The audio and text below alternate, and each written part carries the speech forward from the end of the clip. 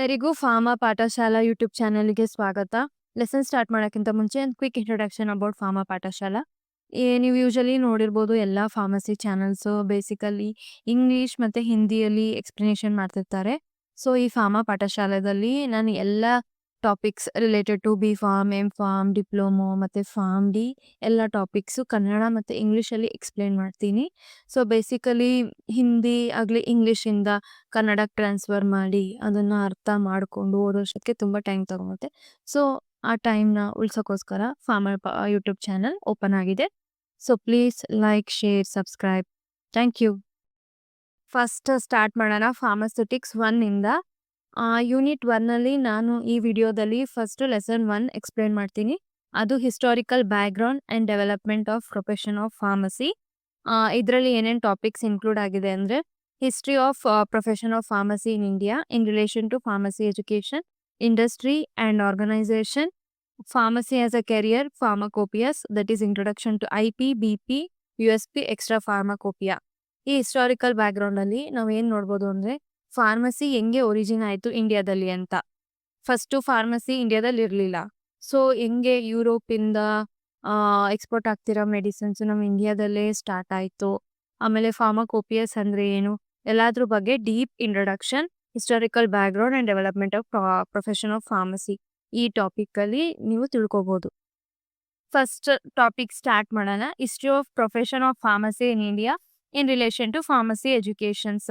ಈ ಟಾಪಿಕಲ್ಲಿ ನಾವೇನು ತಿಳ್ಕೊತೀವಿ ಅಂದರೆ ಹೆಂಗೆ ಫಾರ್ಮಸಿ ಒರಿಜಿನ್ ಆಯಿತು ನಮ್ಮ ಇಂಡಿಯಾದಲ್ಲಿ, ಒರಿಜಿನ್ ಆದಮೇಲೆ ಹೆಂಗೆ ಫಾರ್ಮಸಿ ಎಜುಕೇಷನ್ ಸ್ಟಾರ್ಟ್ ಆಯಿತು, ಆಮೇಲೆ ಫಾರ್ಮಸಿಸ್ಟೇ ಡ್ರಗ್ನ ಸೆಲ್ ಮಾಡಬೇಕು ಅನ್ನೋದು ರೂಲ್ಸು ಹೆಂಗೆ ಸ್ಟಾರ್ಟ್ ಆಯಿತು ಅನ್ನೋದನ್ನ ನಾವು ಈ ಟಾಪಿಕಲ್ಲಿ ನೋಡ್ಬೋದು.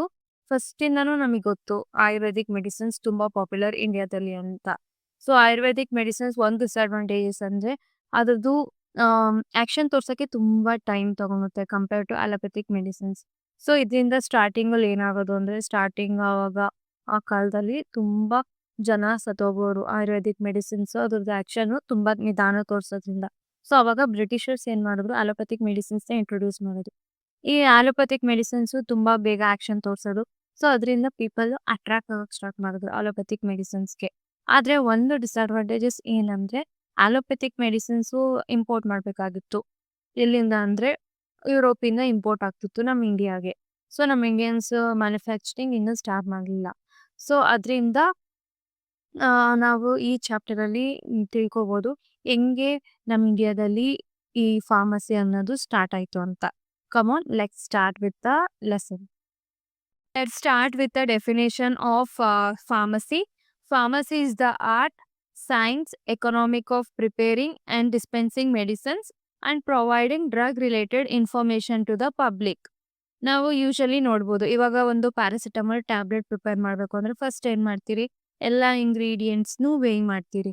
ಕರೆಕ್ಟ್ ಮೆಷರ್ಮೆಂಟ್ ಅಂದರೆ ಪ್ಯಾರಾಸಿಟಮಾಲ್ ಇವಾಗ 150 mg ಬೇಕು ಅಂದರೆ 150 mgನೇ ಮೆಷರ್ ಮಾಡ್ತೀರಿ, 160 mg ಮೆಷರ್ ಮಾಡೋಕ್ಕಾಗಲ್ಲ. ಸೊ, ಅದನ್ನು ಆರ್ಟ್ ಅಂತ ಹೇಳ್ತಾರೆ. ಆಮೇಲೆ ಪ್ಯಾರಾಸಿಟಮಾಲ್ ಬಗ್ಗೆ ನಮಗೆ ಕಂಪ್ಲೀಟ್ ಇನ್ಫಾರ್ಮೇಷನ್ ಗೊತ್ತಿರಬೇಕು. ಅದ್ರದ್ದು ಆ್ಯಕ್ಷನ್ ಹೆಂಗೆ ತೋರಿಸುತ್ತೆ, ಡೋಸ್ ಏನು, ಪ್ರತಿಯೊಂದು ಸಿಸ್ಟಮಿಕ್ ನಾಲೆಜ್ ಅದ್ರ ಬಗ್ಗೆ ಇರಬೇಕು. ಸೊ, ಅದನ್ನು ಸೈನ್ಸ್ ಅಂತೀರಿ. ಎಕನಾಮಿಕ್ ಅಂದರೆ ಇವಾಗ ಟ್ಯಾಬ್ಲೆಟ್ ಪ್ರಿಪೇರ್ ಮಾಡ್ತೀರಿ. ಪ್ರಿಪೇರ್ ಮಾಡಿದಾದ್ಮೇಲೆ ಅದ್ರದ್ದು ಕಾಸ್ಟ್ ಎಷ್ಟಾಯಿತು, ಆಮೇಲೆ ಅದ್ರದ್ದು ಪ್ರಾಫಿಟ್ ಮಾರ್ಜಿನ್ ಎಷ್ಟಿದೆ ಅಂತ ಗೊತ್ತಿರಬೇಕು. ಸೊ, ನಾವು ಜನಗಳಿಗೆ ಓವರ್ ಪ್ರೈಸಲ್ಲಿ ಮಾರಬಾರ್ದು. ಸೊ, ಅದು economics of preparing and dispensing medicine ಅಂತ ಅರ್ಥ.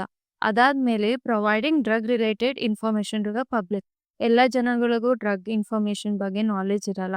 So, the main work of the pharmacy or a pharmacist ಯಾವುದು ಅಂದರೆ ಆ ಡ್ರಗ್ ಬಗ್ಗೆ ಇನ್ಫಾರ್ಮೇಷನ್ ಕೊಡೋದು ಮೇನ್ ರೆಸ್ಪಾನ್ಸಿಬಿಲಿಟಿ. ಯಾಕಂದರೆ ನಾವು ಯಾವ ಡ್ರಗ್ ಆಗಲಿ ಮೆಡಿಸಿನ್ ಆಗಲಿ ತೊಗೊತಿದ್ದೀವಿ ಅಂದರೆ ಅದ್ರ ಬಗ್ಗೆ ನಮಗೆ ನಾಲೆಜ್ ಇರಬೇಕು. ಬ್ಲೈಂಡ್ಲಿ ನಾವು ಯಾವುದೇ ಟ್ಯಾಬ್ಲೆಟ್ ತೊಗೋಬಾರ್ದು. ಸೊ, ಫಾರ್ಮಸಿ ಡೆಫಿನೇಷನ್ ಅಂದರೆ ಅದು. Of word pharmacy. Pharmacy word ಹೆಂಗ್ ಒರಿಜಿನ್ ಆಯಿತು ಅಂದರೆ the word pharmacy come from Greek word pharmakon ಅಂತ. ಫಾರ್ಮಕೋನ್ ಅಂದರೆ ಏನಂದರೆ ಡ್ರಗ್ ಇರ್ಬೋದು, ಮೆಡಿಸಿನ್ ಇರ್ಬೋದು, ಸಮ್ಟೈಮ್ಸ್ ಪಾಯ್ಸನ್. ಓವರ್ಡೋಸ್ ಆದಾಗ ಏನಾಗುತ್ತೆ ಅದು ಪಾಯ್ಸನ್ ಆಗಿ ಕನ್ವರ್ಟ್ ಆಗುತ್ತೆ. ಸೊ, ಫಾರ್ಮಕಾನ್ ಅಂದರೆ ಒಂದು ಡ್ರಗ್. ಫಾರ್ ಎಕ್ಸಾಂಪಲ್ ಪ್ಯಾರಾಸಿಟಮಾಲ್ ಒಂದು ಡ್ರಗ್ ಅದು. ಅದನ್ನ ನಾವು ಎಕ್ಸಿಪಿಯನ್ಸ್ ಜೊತೆ ಮಿಕ್ಸ್ ಮಾಡಿದಾಗ ಅದೊಂದು ಮೆಡಿಸಿನ್ ಆಗುತ್ತೆ. ಅದನ್ನ ಕರೆಕ್ಟ್ ಡೋಸಲ್ಲಿ ಕೊಡಬೇಕು. ಫಾರ್ ಎಕ್ಸಾಂಪಲ್ ನಾವು 4 ಟೈಮ್ಸ್‌ಗಿಂತ ಜಾಸ್ತಿ ತಗೊಂಡಾಗ ಓವರ್‌ಡೋಸ್ ಆಗುತ್ತಲ್ಲ. ಸೊ ಅದು ಸಮ್ ಟೈಮ್ ಪಾಯ್ಸನ್ ಆಗಿ ಕನ್ವರ್ಟ್ ಆಗುತ್ತೆ. ಸೊ ಫಾರ್ಮಸಿ ಅಂದ್ರೆ ಫಾರ್ಮಕೋನ್ ಅಂತ ಮೀನಿಂಗ್.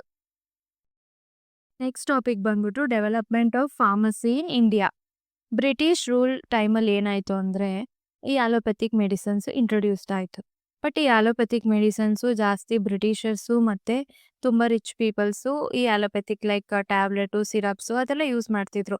ಬಟ್ ಕಾಮನ್ ಪೀಪಲ್ಲು, ಬಡ ಜನಗಳು ಅವರೆಲ್ಲ ಏನಾಗ್ತಿತ್ತು ಅವ್ರ ಹತ್ರ ಕಾಸಿರ್ಲಿಲ್ಲ. ಸೊ ಅವರು ಸರೌಂಡಿಂಗ್ಸಲ್ಲೇ ಸಿಗೋ ಪ್ಲಾಂಟ್ಸಲ್ಲಿ ಆಯುರ್ವೇದಿಕ್ ಮೆಡಿಸಿನ್ಸ್ ಮೇಲೆ ಡಿಪೆಂಡ್ ಆಗಿದ್ರು. ಸೊ ಸ್ಲೋಲಿ ಏನಾಯ್ತು ಅಂದ್ರೆ 19th ಸೆಂಚುರಿಯಲ್ಲಿ ಈ ಅಲೋಪತಿಕ್ ಮೆಡಿಸಿನ್ಸು ತುಂಬಾ ಡಿಮ್ಯಾಂಡ್ ಆಯ್ತು. ಯಾಕಂದ್ರೆ ಅದು ತುಂಬಾ ಬೇಗ ಆಕ್ಷನ್ ತೋರಿಸುತ್ತಲ್ಲ ಕಂಪೇರ್ ಟು ಆಯುರ್ವೇದಿಕ್. ಬಟ್ ಏನಂದ್ರೆ ಡಿಮ್ಯಾಂಡ್ ಇನ್ಕ್ರೀಸ್ ಆದ್ರೂ ಏನ್ ಪ್ರಯೋಜನ? ಅದು ಮ್ಯಾನುಫ್ಯಾಕ್ಚರ್ ಆಗ್ತಿರ್ಲಿಲ್ಲ ಇಂಡಿಯಾದಲ್ಲಿ. ಸೊ ಅದನ್ನ ಯುರೋಪಿಂದ ತಂದಿ ಅದ್ರದ್ದು ಪ್ರೈಸ್ ತುಂಬಾ ಹೈ ಇರ್ತಿತ್ತು. ಸೊ ಕಾಮನ್ ಪೀಪಲ್ ಅದನ್ನ ಅಫೋರ್ಡ್ ಮಾಡಕ್ ಆಗ್ತಿರ್ಲಿಲ್ಲ. ಸೊ ಅವಾಗ ಏನ್ ಮಾಡಿದ್ರು ನಮ್ ಇಂಡಿಯನ್ ಸೈಂಟಿಸ್ಟ್ ಯೋಚನೆ ಮಾಡಿದ್ರು, ಯಾಕೆ ಫಾರ್ಮಸಿನ ನಮ್ ಇಂಡಿಯಾಗೆ ತರಬಾರ್ದು, ಯಾಕೆ ನಾವು ಮೆಡಿಸಿನ್ಸ್‌ನ ಇಲ್ಲೇ ಸ್ಟಾರ್ಟ್ ಮಾಡಬಾರ್ದು ಅಂತ ಯೋಚನೆ ಮಾಡಕ್ ಸ್ಟಾರ್ಟ್ ಮಾಡಿದ್ರು. ಸೊ ಅದ್ರಿಂದ ಇಂಡಿಯನ್ ಫಾರ್ಮಸ್ಯೂಟಿಕಲ್ ಮ್ಯಾನುಫ್ಯಾಕ್ಚರಿಂಗು ಸ್ಟಾರ್ಟ್ ಆಗಿದ್ದು. ಈಗ ನಾವು ಇಂಪಾರ್ಟೆಂಟ್ ಕಾಂಟ್ರಿಬ್ಯೂಷನ್ಸ್ ಯಾರ್ಯಾರಿದ್ದಾರೆ ಅಂತ ನೋಡೋಣ. ಇವಾಗ ಯೂಶುವಲಿ ನೀವು ಎಕ್ಸಾಮ್ ಟೈಮ್ಸಲ್ಲಿ ನೋಡ್ಬೋದು. ಜಾಸ್ತಿ ಡೇಟ್ ಇದ್ರೆ ನೀವು ಪ್ರಾಬಬ್ಲಿ ಸ್ಕಿಪ್ ಮಾಡಕ್ಕೆ ಟ್ರೈ ಮಾಡ್ತೀರಾ. ಸೊ ಒಂದು ಕ್ವಿಕ್ ಟಿಪ್ ಏನು ಅಂದ್ರೆ, ಒಂದು ಶೀಟ್ ತಗೊಂಡು ಅದ್ರಲ್ಲಿ 3 ಕಾಲಮ್ಸ್ ಮಾಡಿ ಒಂದು ನೇಮ್, ಒಂದು ಇಯರ್ ಮತ್ತೆ ಒಂದು ಸ್ಮಾಲ್‌ದಾಗೆ ಇಂಪಾರ್ಟೆಂಟ್ ಕಾಂಟ್ರಿಬ್ಯೂಷನ್ಸ್ ಏನೇನಿದೆ ಆ ಪರ್ಸನ್ ಬಗ್ಗೆ ಒಂದು ಕಾಲಮ್ ಮಾಡ್ಕೊಳ್ಳಿ ಇವಾಗಿಂದನೇನೆ.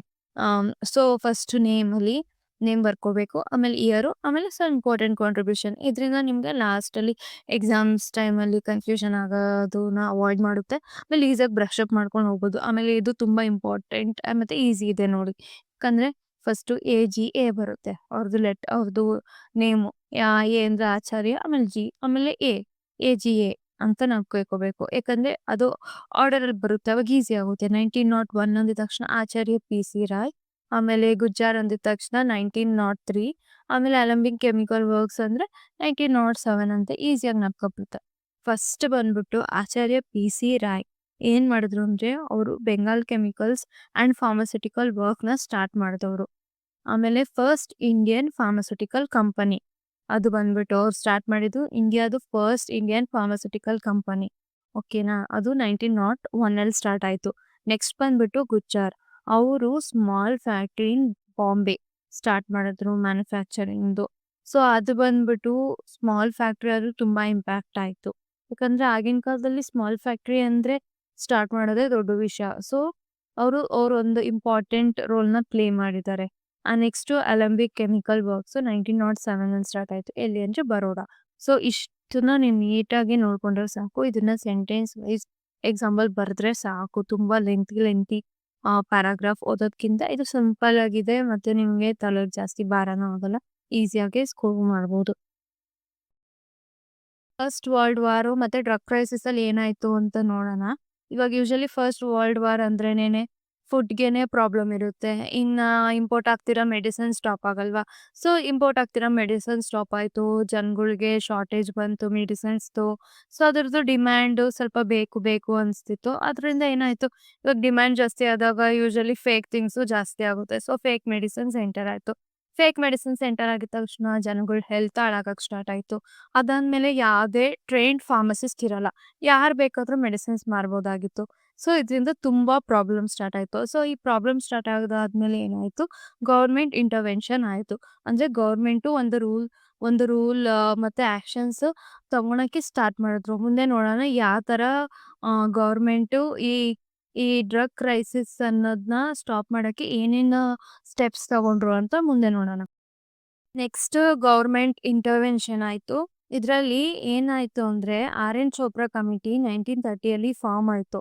ಏನ್ಕೆ ಅಂದ್ರೆ ಫಾರ್ಮಸಿ ರಿಲೇಟೆಡ್ ಪ್ರಾಬ್ಲಮ್ಸ್‌ನ ಸ್ಟಡಿ ಮಾಡಕ್ಕೆ. ಆ ಕಮಿಟಿದವರು ಏನ್ ನೋಡಿದ್ರು ಅಂದ್ರೆ, ಅಲ್ಲೊಂದು ಡಯಾಗ್ರಾಮ್ ಕಾಣ್ತಿದ್ಯಾ? ಅದ್ರಲ್ಲಿ ಎಷ್ಟೊಂದು ಟ್ಯಾಬ್ಲೆಟ್ ಇದೆ. ಯಾವ ತರ ಕಾಣ್ತಿದೆ ನಿಮ್ಗದು? ಓಪನ್ ಸ್ಪೇಸಲ್ಲಿ ಹೆಂಗಂದ್ರೆ ಹಂಗೆ ಟ್ಯಾಬ್ಲೆಟ್ಸ್ ಮಾಡ್ತಾ ಇರೋ ತರ. ಅಂದ್ರೆ ಯಾವುದೋ ಒಂದು ಟೀ ಅಂಗಡಿ ತರ. So R N. Chopra committee. C ಹೆಂಗೆ ಚಾಯ್ ಅಂತ ಅನ್ಕೋ. ಟೀ. ಸೊ ಯಾರು ಬೇಕಾದ್ರೂ ಮಾರ್ಬೋದು. ಯಾವುದೇ ತರ ಲೈಸೆನ್ಸ್ ಇಲ್ಲ. ಸೊ ಯಾರು ಬೇಕಾದ್ರೂ ಮೆಡಿಸಿನ್ಸ್‌ನ ಸೆಲ್ ಮಾಡ್ಬೋದು ಅಂತ ನೋಡಿದ್ರು. ಯಾವುದೇ ತರ ಪ್ರಾಪರ್ ಸ್ಟ್ಯಾಂಡರ್ಡ್ ಎಜುಕೇಶನ್ ಇಲ್ಲ ಫಾರ್ಮಸಿಗೆ ಅಂತ ನೋಡಿದ್ರು.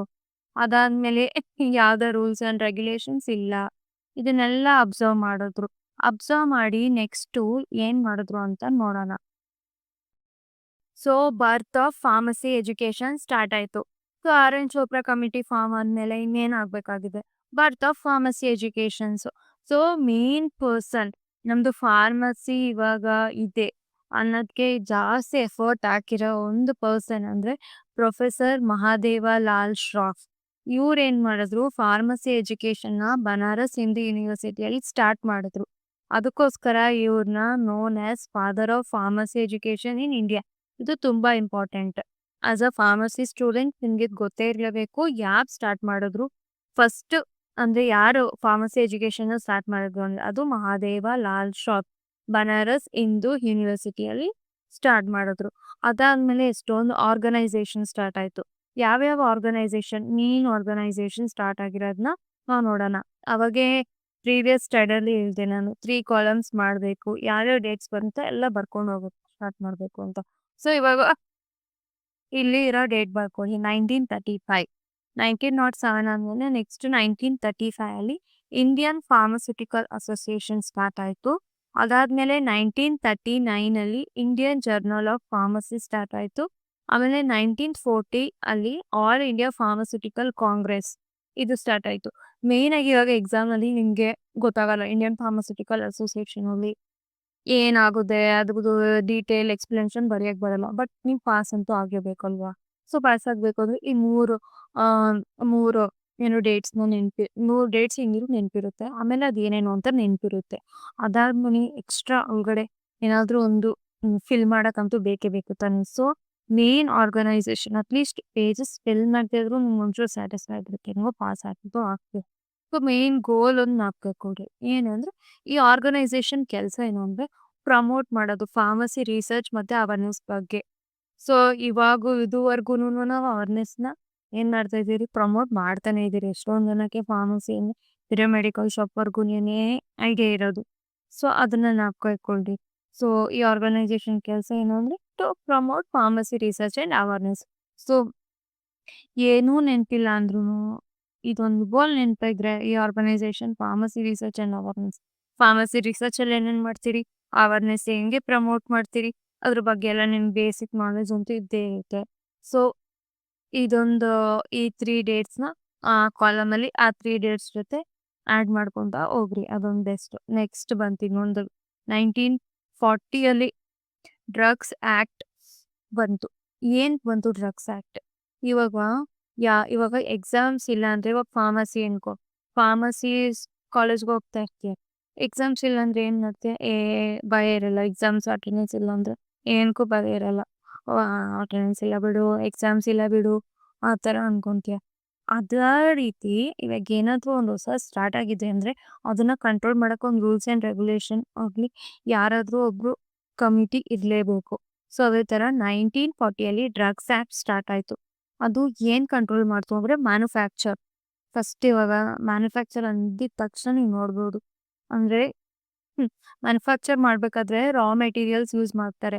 ಆ ರಾ ಮೆಟೀರಿಯಲ್ಸು ಫೇಕ್ ಇರಬಾರ್ದು. ಅಂದರೆ ಪ್ಯಾರಾಸಿಟಮಲ್ಲೇ ಯೂಸ್ ಮಾಡಬೇಕು ಡ್ರಗ್ಗು. ಸೊ ಅದನ್ನ ಕಂಟ್ರೋಲ್ ಮಾಡೋದು. ನೆಕ್ಸ್ಟ್ ಇಂಪೋರ್ಟ್ ಮಾಡಬೇಕಾದ್ರೆ ಇವಾಗ ನಮಗೆ 150 ಮೆಡಿಸಿನ್ಸ್ನ ಇಂಪೋರ್ಟ್ ಮಾಡ್ತಿದ್ದೀರಿ ಅಂತ ಅಂತ ಬಂದಿರುತ್ತೆ. ಅಷ್ಟೇ ಮಾಡಿರಬೇಕು. ಎಕ್ಸ್ಟ್ರಾ ಇಲ್ಲೀಗಲ್ ಆಗಿ ಇಂಪೋರ್ಟ್ ಮಾಡೋದು ಅದೆಲ್ಲ ಇರಬಾರ್ದು. ಸೊ ಅದನ್ನೆಲ್ಲ ಕಂಟ್ರೋಲ್ ಮಾಡುತ್ತೆ. ಆಮೇಲೆ ಸೇಲ್ಸ್ ಡಿಸ್ಟ್ರಿಬ್ಯೂಷನ್ಸು. ಯಾಕಂದರೆ ಎಷ್ಟೆಷ್ಟು ಸೇಲ್ ಮಾಡ್ತಿದ್ದೀರಾ ಪ್ರತಿಯೊಂದರದ್ದು ಡೀಟೇಲ್ ಒಂದು ಗೌರ್ಮೆಂಟ್ಗೆ ಲೆಕ್ಕ ಕೊಡಲೇಬೇಕು. ಯಾಕಂದರೆ ಯಾರಂದ್ರೆ ಅವರು ಪ್ಯಾರಾಸಿಟಮಲ್ ಡ್ರಗ್ನ ಮಾರೋಕ್ಕಾಗಲ್ಲ. ಯಾಕಂದರೆ ಅದು ಮಿಸ್ಯೂಸ್ ಆಗುತ್ತೆ. ಸೊ ಅದನ್ನ ಕಂಟ್ರೋಲ್ ಮಾಡೋಕ್ಕೆ ಡ್ರಗ್ ಆ್ಯಕ್ಟ್ 1940 ಇಂಟ್ರೊಡ್ಯೂಸ್ಡ್ ಆಯಿತು. ಇಂಪಾರ್ಟೆಂಟ್ ಏನಂದರೆ ನೋಡಿ, ಓವರ್ ಇಂಪಾರ್ಟೆಂಟ್ ಏನಂದರೆ ಯಾವುದೇ ಮೆಡಿಸನ್ ವಿತೌಟ್ ಲೈಸೆನ್ಸ್ ಸೇಲ್ ಮಾಡೋಂಗಿಲ್ಲ according to this act. So drug act 1940 ಅಂದಿದ ತಕ್ಷಣ ಮ್ಯಾನುಫ್ಯಾಕ್ಚರ್, ಇಂಪೋರ್ಟ್, ಸೇಲ್, ಡಿಸ್ಟ್ರಿಬ್ಯೂಷನ್ ಅಂತ ಜ್ಞಾಪಕ. ಮ್ಯಾನುಫ್ಯಾಕ್ಚರ್ ಅಂದರೆ ಏನೇನು ಮಾಡ್ತೀವಿ ಮ್ಯಾನುಫ್ಯಾಕ್ಚರಲ್ಲಿ ಅದನ್ನ ಜ್ಞಾಪಕ. ಮ್ಯಾನುಫ್ಯಾಕ್ಚರ್ ಮಾಡಬೇಕು ಅಂದರೆ ಅದನ್ನ ರಾ ಮೆಟೀರಿಯಲ್ಸ್ ಬರುತ್ತೆ, ಎಕ್ಸಿಪಿಯನ್ಸ್ ಬರುತ್ತೆ, ಸೊ ಅದ್ರ ರಿಲೇಟೆಡ್ ಸ್ವಲ್ಪ ನೀವೇ ಆಗಿ ನೀವೇ ಬರಿಬೋದು ಎಕ್ಸಾಮ್ಸಲ್ಲಿ. ಮ್ಯಾನುಫ್ಯಾಕ್ಚರ್ ಅಂದಿದ ತಕ್ಷಣ, ಇಂಪೋರ್ಟು ಮತ್ತು ಸೇಲ್ಸ್ ಡಿಸ್ಟ್ರಿಬ್ಯೂಷನ್ ಅಂದಿದ ತಕ್ಷಣ ಹಂಗೆ ಬಿಟ್ಬಿಟ್ಟು ಬರೋದಮ್ಮ. ಸ್ವಲ್ಪ ಥಿಂಗ್ಸ್‌ನ ಬರಿಬೋದು. ಏನೇನು ಇದು ಮಾಡಿದ್ರೆ ಡೈಲಿ ಲೈಫ್‌ಗೆ ಕಂಪೇರ್ ಮಾಡಿಕೊಂಡು ಬರಿಬೋದು ನೀವು ಅಷ್ಟೇ. ಫಾರ್ ಎಕ್ಸಾಂಪಲ್ ಕೊಡ್ತೀನಿ. ಇವಾಗ ಪೆಪ್ಪರ್ ಸೀಡ್ಸ್ ಬದಲು ಪಪಾಯ ಸೀಡ್ಸ್ ಹಾಕೋದು. ಅದೇ ಥರ ಪ್ಯಾರಾಸಿಟಮಾಲ್ ಬದಲು ಯಾವುದಾದ್ರೂ ಬೇರೆ ಡ್ರಗ್ಸ್ ಹಾಕೋದು. ಈ ಥರ ಒಂದು ಚಿಕ್ಕ ಚಿಕ್ಕ ಎಕ್ಸಾಂಪಲ್ಸ್‌ನ ಕೋರಿಲೇಟ್ ಮಾಡಿಕೊಂಡು ಕೊಡ್ಬೇಕು. ನೆಕ್ಸ್ಟ್ ನಾವು ನೋಡೋಣ. Lesson 1 sub topic industry and organisations. ನೀವೆಲ್ಲ ಸೆಮಿಸ್ಟರ್ 1 ಸ್ಟೂಡೆಂಟ್ಸ್. ಅಷ್ಟು ಯಾವ್ಯಾವುದು ಫಾರ್ಮಸಿ ರಿಲೇಟೆಡ್ ಏನೇನು ಇಂಡಸ್ಟ್ರಿ ಇದೆ, ಕಾಂಟ್ರಾಕ್ಟ್ ರಿಸರ್ಚ್ ಆರ್ಗನೈಸೇಷನ್ ಇದೆ, ಅದ್ರ ಬಗ್ಗೆ ಅಷ್ಟು ಐಡಿಯಾ ಇರಲ್ಲ. ಎಲ್ಲರಿಗೂ ಐಡಿಯಾ ಇರಲ್ಲ. ಯಾವುದೋ 1-2% ಐಡಿಯಾ ಇರುತ್ತೆ. ಸೊ ಇಂಡಸ್ಟ್ರಿ ಅಂದರೆ ನಾನು ಫಸ್ಟ್ ಇಂಡಸ್ಟ್ರಿ ಅಂದರೆ ಏನು ಅಂತ ಹೇಳ್ತೀನಿ. ಈ ಫಾರ್ಮಸ್ಯೂಟಿಕಲ್ ಇಂಡಸ್ಟ್ರಿ ಅಂದರೆ ನಿಮ್ಮದು ಯಾವುದೇ ರೀತಿ ಟ್ಯಾಬ್ಲೆಟ್ಸ್ ಇರ್ಬೋದು. ಟ್ಯಾಬ್ಲೆಟ್ಸ್, ಇಂಜೆಕ್ಷನ್ಸ್, ಯಾವುದು ಸಿಟ್ರಜಿನ್ ಇರ್ಬೋದು, ಪ್ಯಾರಾಸಿಟಮಾಲ್ ಸಿರಪ್ ಇರ್ಬೋದು, ಇದೆಲ್ಲ ಮ್ಯಾನುಫ್ಯಾಕ್ಚರ್ ಆಗೋದು ಫಾರ್ಮಸ್ಯೂಟಿಕಲ್ ಇಂಡಸ್ಟ್ರಿಯಲ್ಲಿ. ಅದರಲ್ಲಿ ಎಷ್ಟೊಂದು ಸೆಕ್ಟರ್ ಇರುತ್ತೆ ಫಾರ್ಮಸ್ಯೂಟಿಕಲ್ ಇಂಡಸ್ಟ್ರಿಯಲ್ಲಿ. Like formulation and development, F&D sector ಇರುತ್ತೆ ಕೆಲವು ದೊಡ್ಡ ದೊಡ್ಡ ಇಂಡಸ್ಟ್ರಿಯಲ್ಲಿ. ಅದಾದಮೇಲೆ QC, QA ಅಂತೂ ಕಾಮನ್ ಆಗಿರುತ್ತೆ. ಅಂದರೆ ಕ್ವಾಲಿಟಿ ಕಂಟ್ರೋಲ್, ಕ್ವಾಲಿಟಿ ಅಶ್ಯೂರೆನ್ಸ್. ಇವಾಗ ನೀನು ಟ್ಯಾಬ್ಲೆಟ್ ಮಾಡಿದಾದ್ಮೇಲೆ ಅದು ನೀನು ಪ್ಯಾರಾಸಿಟಮಾಲ್ ಟ್ಯಾಬ್ಲೆಟಾ ಅಂತ ಚೆಕ್ ಮಾಡೋದು QC. ಆಮೇಲೆ QA ಎಲ್ಲ ಅಪ್ರೂವ್ ಮಾಡಿ ಇಂಪೋರ್ಟ್ ಮಾಡೋಕ್ಕೆ ಈ ಫಾರ್ಮಸ್ಯೂಟಿಕಲ್ ಇಂಡಸ್ಟ್ರಿ ಮೇನ್ ವರ್ಕು.